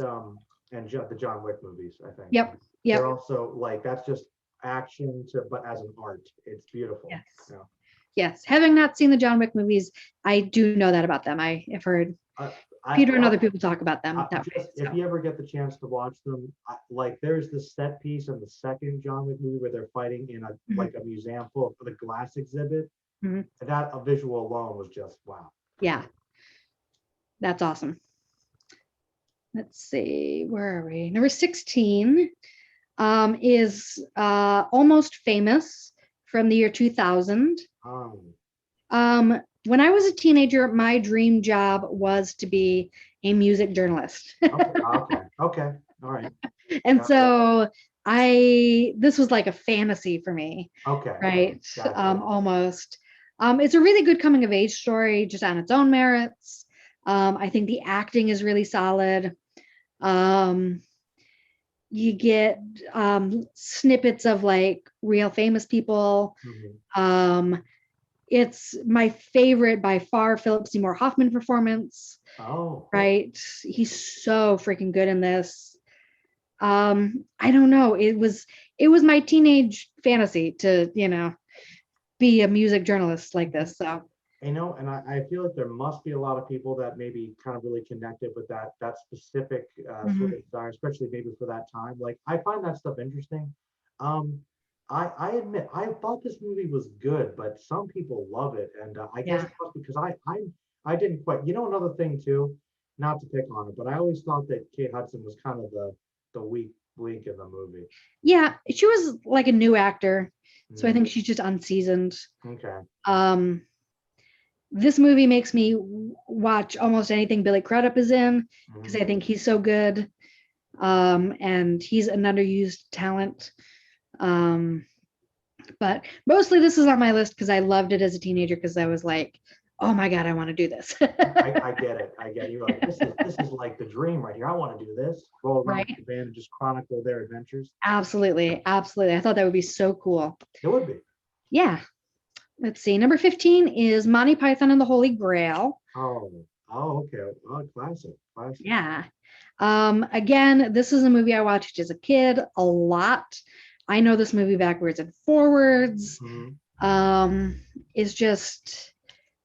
It's so freaking funny. As long as people aren't ruining it by saying the jokes along with the movie, it's so funny. I think that's what Peter said too. Like it got kind of ruined for him. Like he doesn't like the commentaries or something. Yeah.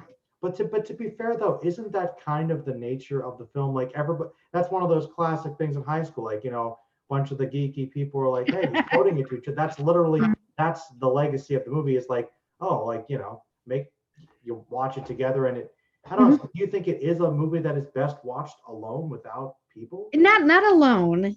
Definitely not alone. But I don't want everyone spoiling the jokes for me before they're said. You know what I mean? If you're saying the line 2 seconds before it's said in the movie, like, come on. You gotta at least let them say it, then you can repeat it and joke. Right. All right, now let the jokes play out the way the jokes are meant to play out. Well, do you have, of course, a favorite line or scene or gag that sticks out to Brittany as your favorite? If you gotta pick one. When I was a kid, it was Dennis the Peasant. As an adult, oh boy, the Lancelot scene where he just comes in and he slaughters everyone, and the kid in the tower who wants to just be rescued, and his dad is trying to convince him to marry the girl. Oh my God, that's probably my favorite now as an adult. Everything is just so funny. Yeah. Castle Anthrax is hilarious. Right. Brave Sir Robin. He ran away, He ran away. It's not true. The rabbit. I mean, the were rabbit. Oh yeah, the holy hand grenade. The holy hand grenade. Yeah. Tim the Enchanter. I mean, everything is. That's one we quoted around my house a lot too. We still quote around that one a lot.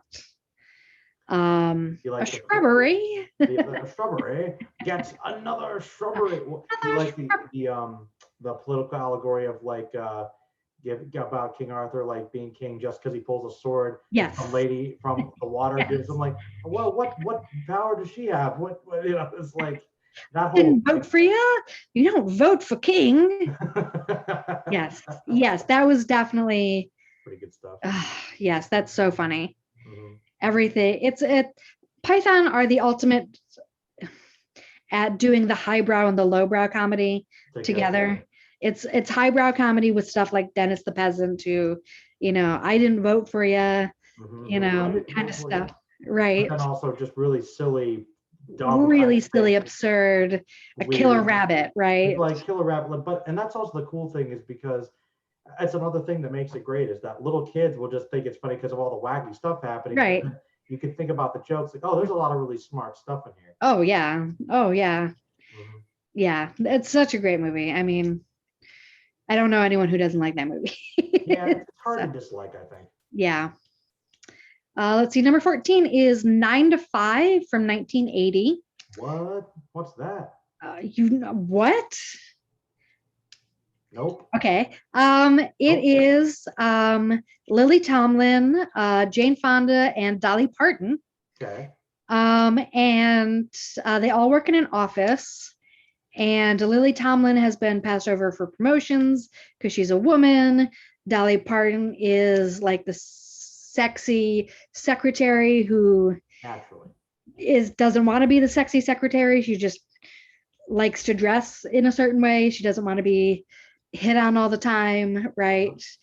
And it's sort of a female fantasy. They kidnap their boss and then take over the office and like run the office and make it a really efficient office. I see. No, don't know that one at all. Oh my God. It's so funny. And there's like fantasy sequence where like the boss is like sexually harassing Dolly Parton, and she like envisions herself like rodeo tying him, right?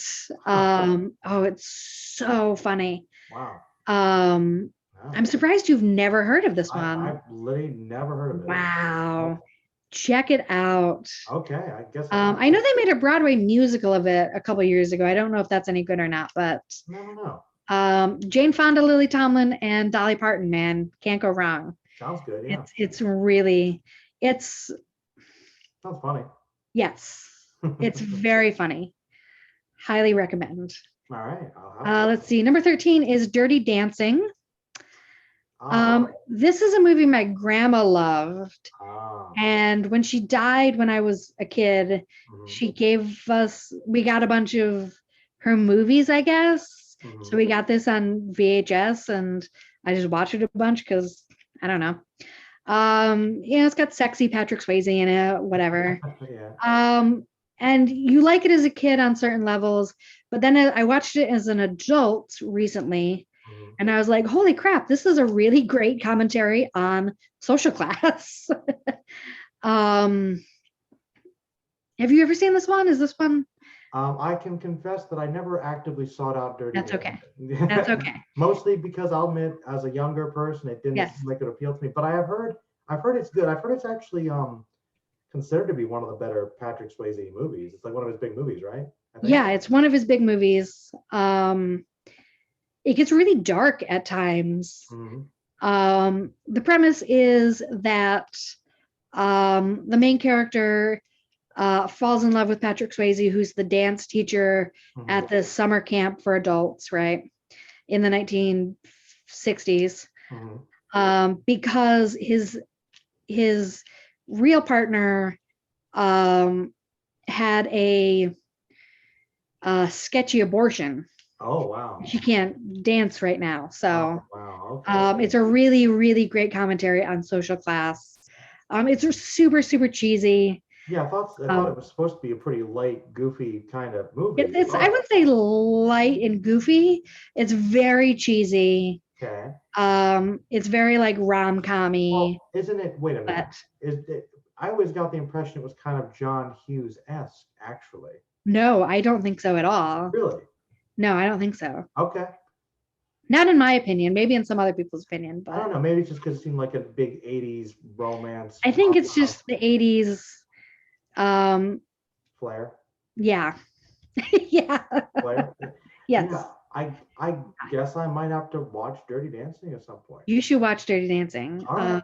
All right. Get past the corniness of it and like. Oh, I can deal with corniness. That's fine. Yeah. Usually I can. Okay. Number 12 is another commentary on social class.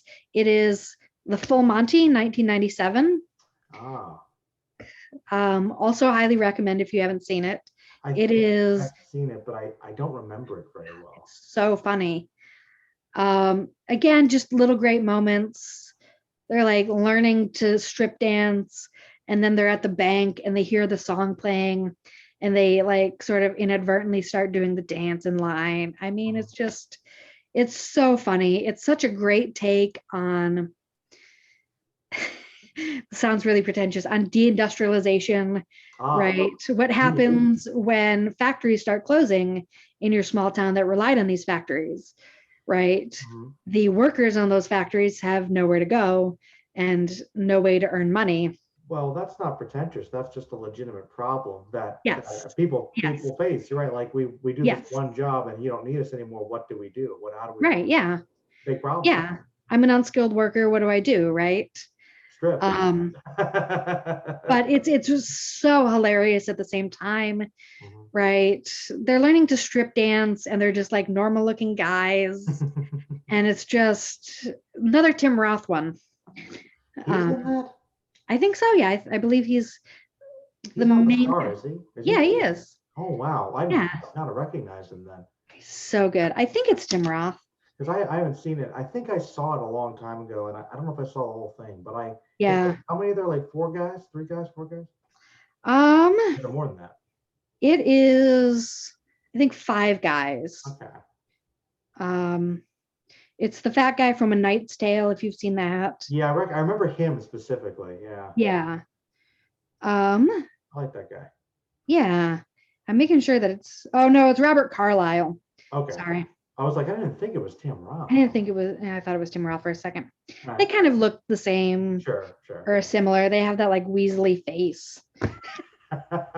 Yes. Be unflattering about it, you know.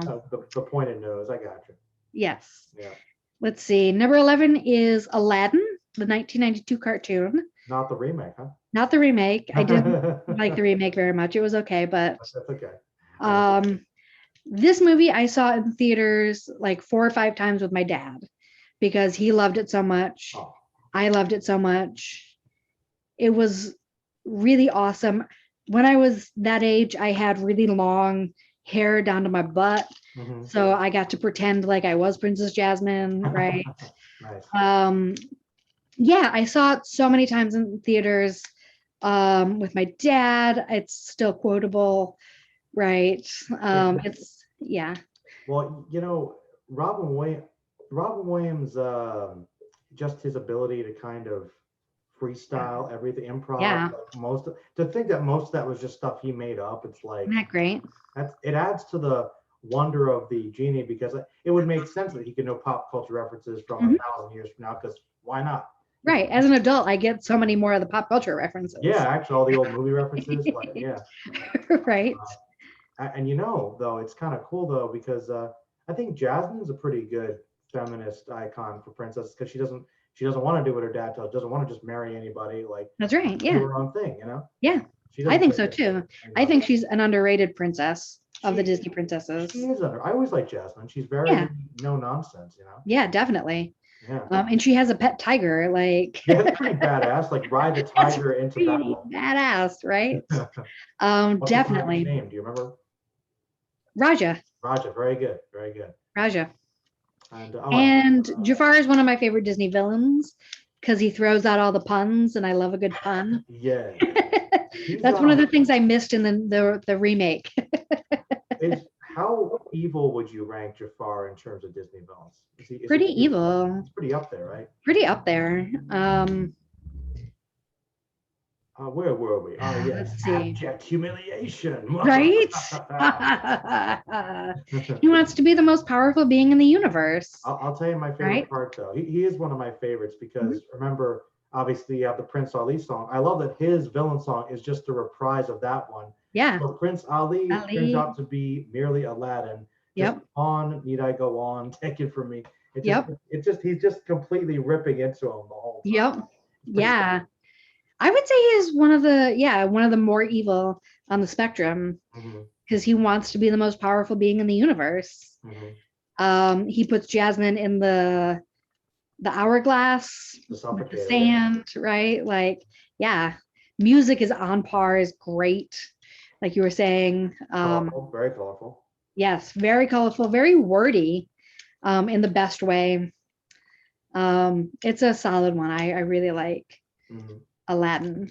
But that means we're getting to the top 10 now. We are to the top 10. That's the best. Okay. That's the best.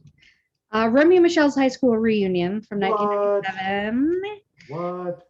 You would not probably think that was one I would pick, I guess. But my friend Lori and I rented this so often in junior high that my mom just bought it for us. Oh, you know what? We're spending so much money. Just here's a copy. We'll just pay $10 and buy it.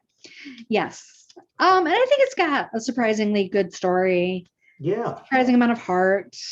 It's perfectly cast, right? Yeah.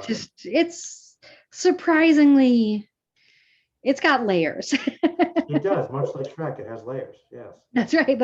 No, it's like an onion. I just saw that recently. Now that's really cool though, because I know Dan loves that movie, and literally he's the only person that ever had mentioned it. So it's kind of cool that somebody really likes it that much. It's a very good movie. It's a great movie. I kind of related to the characters a little bit because I was like that weird kid in high school, and I like dressed weird, and I like did my own thing, and I got teased a lot for it. So I kind of related to it on that level too. Yeah, I don't know. Cool. Let's see. Number 9 is a little bit of a switch up again, tonally. 1969's Butch Cassidy and the Sundance Kid. Classic. Love the movie. So many classic moments. It's really subversive in terms of Westerns, right? It's hilarious. And the best part is that it stars Paul Newman and Robert Redford, who are very dreamy as a girl. I don't know. It's just so funny. It's so weird. It has a weird like intermission in the middle where they're traveling to South America. And it's just a bunch of like still pictures of like what they're doing. It's hilarious. Again, so many famous quotes, right? I don't know how to swim. That ending where they go out blazing, shooting. I mean, it's just great. It's one of my favorite films.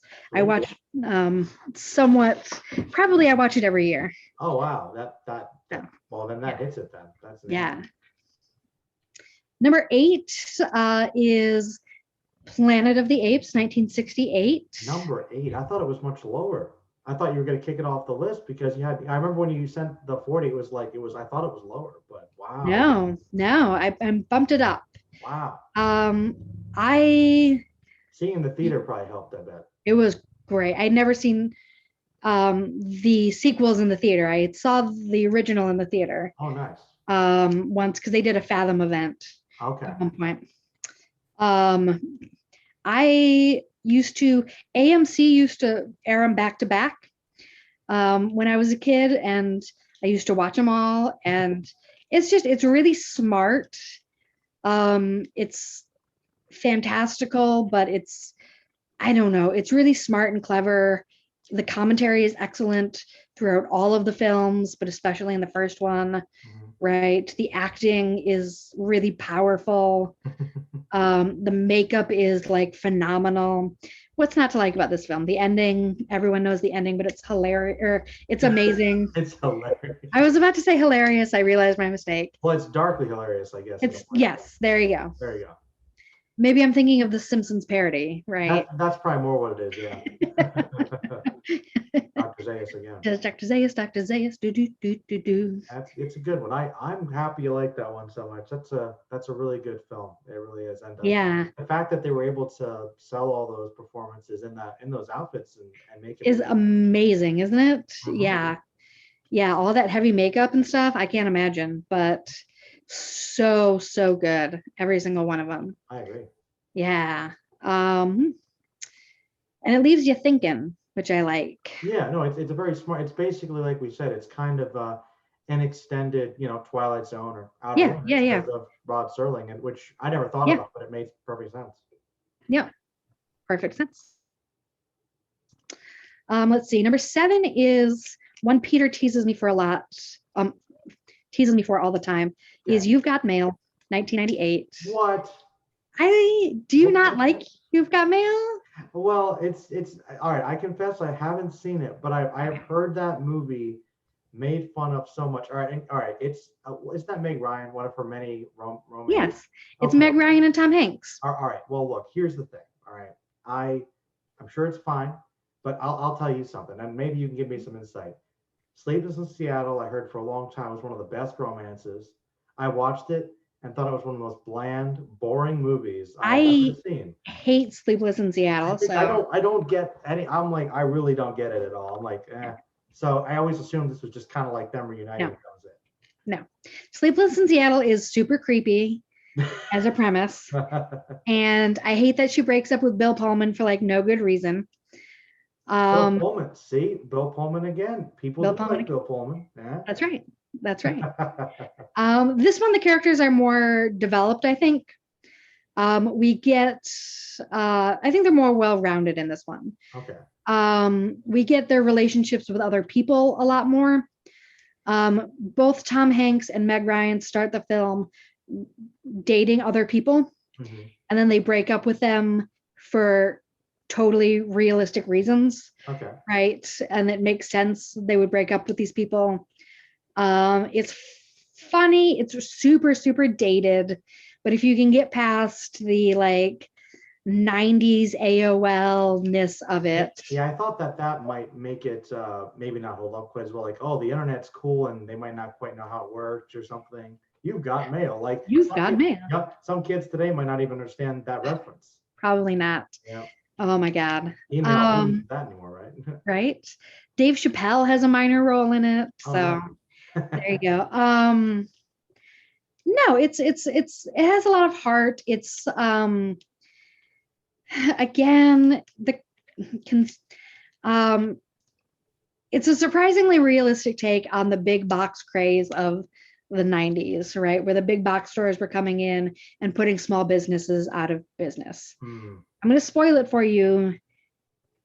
Tom Hanks owns a big box store that puts Meg Ryan's small bookstore out of business. That's the conflict, and they don't know each other initially because they're like pen pals. They're pen pals, and they hate each other in real life. So it's kind of almost like that, like a liar reveal sort of misunderstanding. Like, yes. That's a pretty consistent trope in these sort of movies. Like, yes. Yes. Got to add some conflict in there. That's right. He finds out it's her about halfway through, though. Oh, okay. And he has to like, oh crap, now I have to make her like me. Oh no. So I really like the film. I think aside from the datedness of it, it's a moment in time, right? If you can take it as a snapshot of a moment in time, it's got some good jokes. They're going to meet in person for the first time, and then he stands her up and she goes to work the next day, and they're speculating like, okay, maybe he didn't stand me up. Maybe he's the rooftop killer, right? He got arrested and that's why he couldn't meet me, right? I dodged a bullet there. Kind of I guess a little bit prophetic for more online dating sort of situations. Absolutely. But yes. Maybe that's actually kind of relevant still. Yeah, there you go. Yeah. So if you can get past the 90s-ness of it, it's very okay, nice. It's surprisingly, it's cheesy because it's a rom-com, but it's good. Okay. I like it. Gotcha. Number 6 is another newspaper movie because I love a good newspaper movie. All the President's Men. Oh. Robert Redford again. Yes, Robert Redford. Something to think about. Oh. No, it was a movie I watched a lot when I was a teenager because I was that weird teenager. Again, I love the 70s as a time period. I think it's fascinating. It's Robert Redford and Dustin Hoffman. And it's if you like the day-to-day talking to people and chasing a story kind of action of real journalism, it's a really tense movie, right? Oh yeah. But a lot of people find that boring. So No, I understand some people maybe not gravitating to as much today, but I mean, you're right. It's quite a talker, but I've seen it a couple of times. I just like yeah, the history of it, and the the history of it is fascinating. Watergate scandal and all that. Absolutely, that these guys cracked it. Mhm. Fun behind the scenes story. Dustin Hoffman was dating Nora Ephron when they were making this movie, and I'm sorry, not Dustin Hoffman. The real Carl Bernstein, the character Dustin Hoffman plays in the movie. Sorry, was dating Nora Ephron at the time. Nora Ephron, you might know as screenwriter, director. You've Got Mail. And she and Carl Bernstein worked up a version of the script that was soundly rejected because it was like too zany. It's like too wacky, like too many hijinks. I kind of wonder what that would be like if the right? wacky version of All President's Men. Like, you know what? They got to have them like doing slapstick and like, not quite slapstick, but there's a scene where Dustin Hoffman goes to talk to a guy, and he can't get a meeting with the guy. And so he goes down to the lobby and calls the secretary away or something so he can sneak in to talk to the guy. Okay. That's like a scene that they took from this zany script and recovered for the actual movie. So okay. Not quite slapstick, but fun in that way. I don't know. It's a movie I've seen a million times. I probably know it backward and forward. There are so many iconic moments from it. Robert Redford, I do have a little bit of a crush on. I think he's amazing. He is good. He was so good. He's so good in everything. He really, I don't think I've ever seen him give a bad performance, actually. No. I was really nervous when I saw he was going to be in the Captain America movie because I was like, they're going to totally waste Robert Redford. He's going to be in like 2 scenes or something. And then he was like one of the main characters. So that worked out. And it's a time period that's always interested me. When I was in middle school, I wrote a history paper on Richard Nixon because I was a weirdo. No, hey, that's cool. So, again, the subject is really fascinating. And if you like the slow burn of a journalism movie, it's really tense, right? Are they going to get the info? But yeah, that's number 6 on my list. So wow, you know what that means? It means you have to keep the rest under. I know. I got some good ones too. You do. I think some good ones. And so Robert Redford will show up again, right? All 5. He does not show up in the top 5. Oh, okay. Surprisingly, any more newspaper movies? No. Oh, okay. No. Okay. Well, hey, keep it under wraps. So we'll get to discuss it soon. But in the meantime, Dr. Brittany, thank you. You're welcome. Being here to complete this, and then I'm gonna probably put mine up soon, and then hopefully in not too distant future we'll all get together and try to do some big Zoom, and that'll be a wacky top 5. That's gonna be crazy, but I'm looking forward to it. Trying to organize that. We'll try to all be civil and keeping our comments in order will be, I don't know. That's right. Might be chaos, but that's right. That's right. Are you gonna do yours with someone, or are you just gonna talk yourself? I kept debating that because and maybe people can leave me comments because it would be easier to just like do it talking or with somebody. It's fine. But if I did it by myself, it's like I'd like to edit it more if I could, but I don't know if I'll have time. So I know that we might be running low on time. So I'll probably just either way, the quickest. So fair enough. It really depends on time constraints, but we'll find out soon. Fair enough. All right, everybody. Thanks for watching, listening. If you got this far, and say goodbye.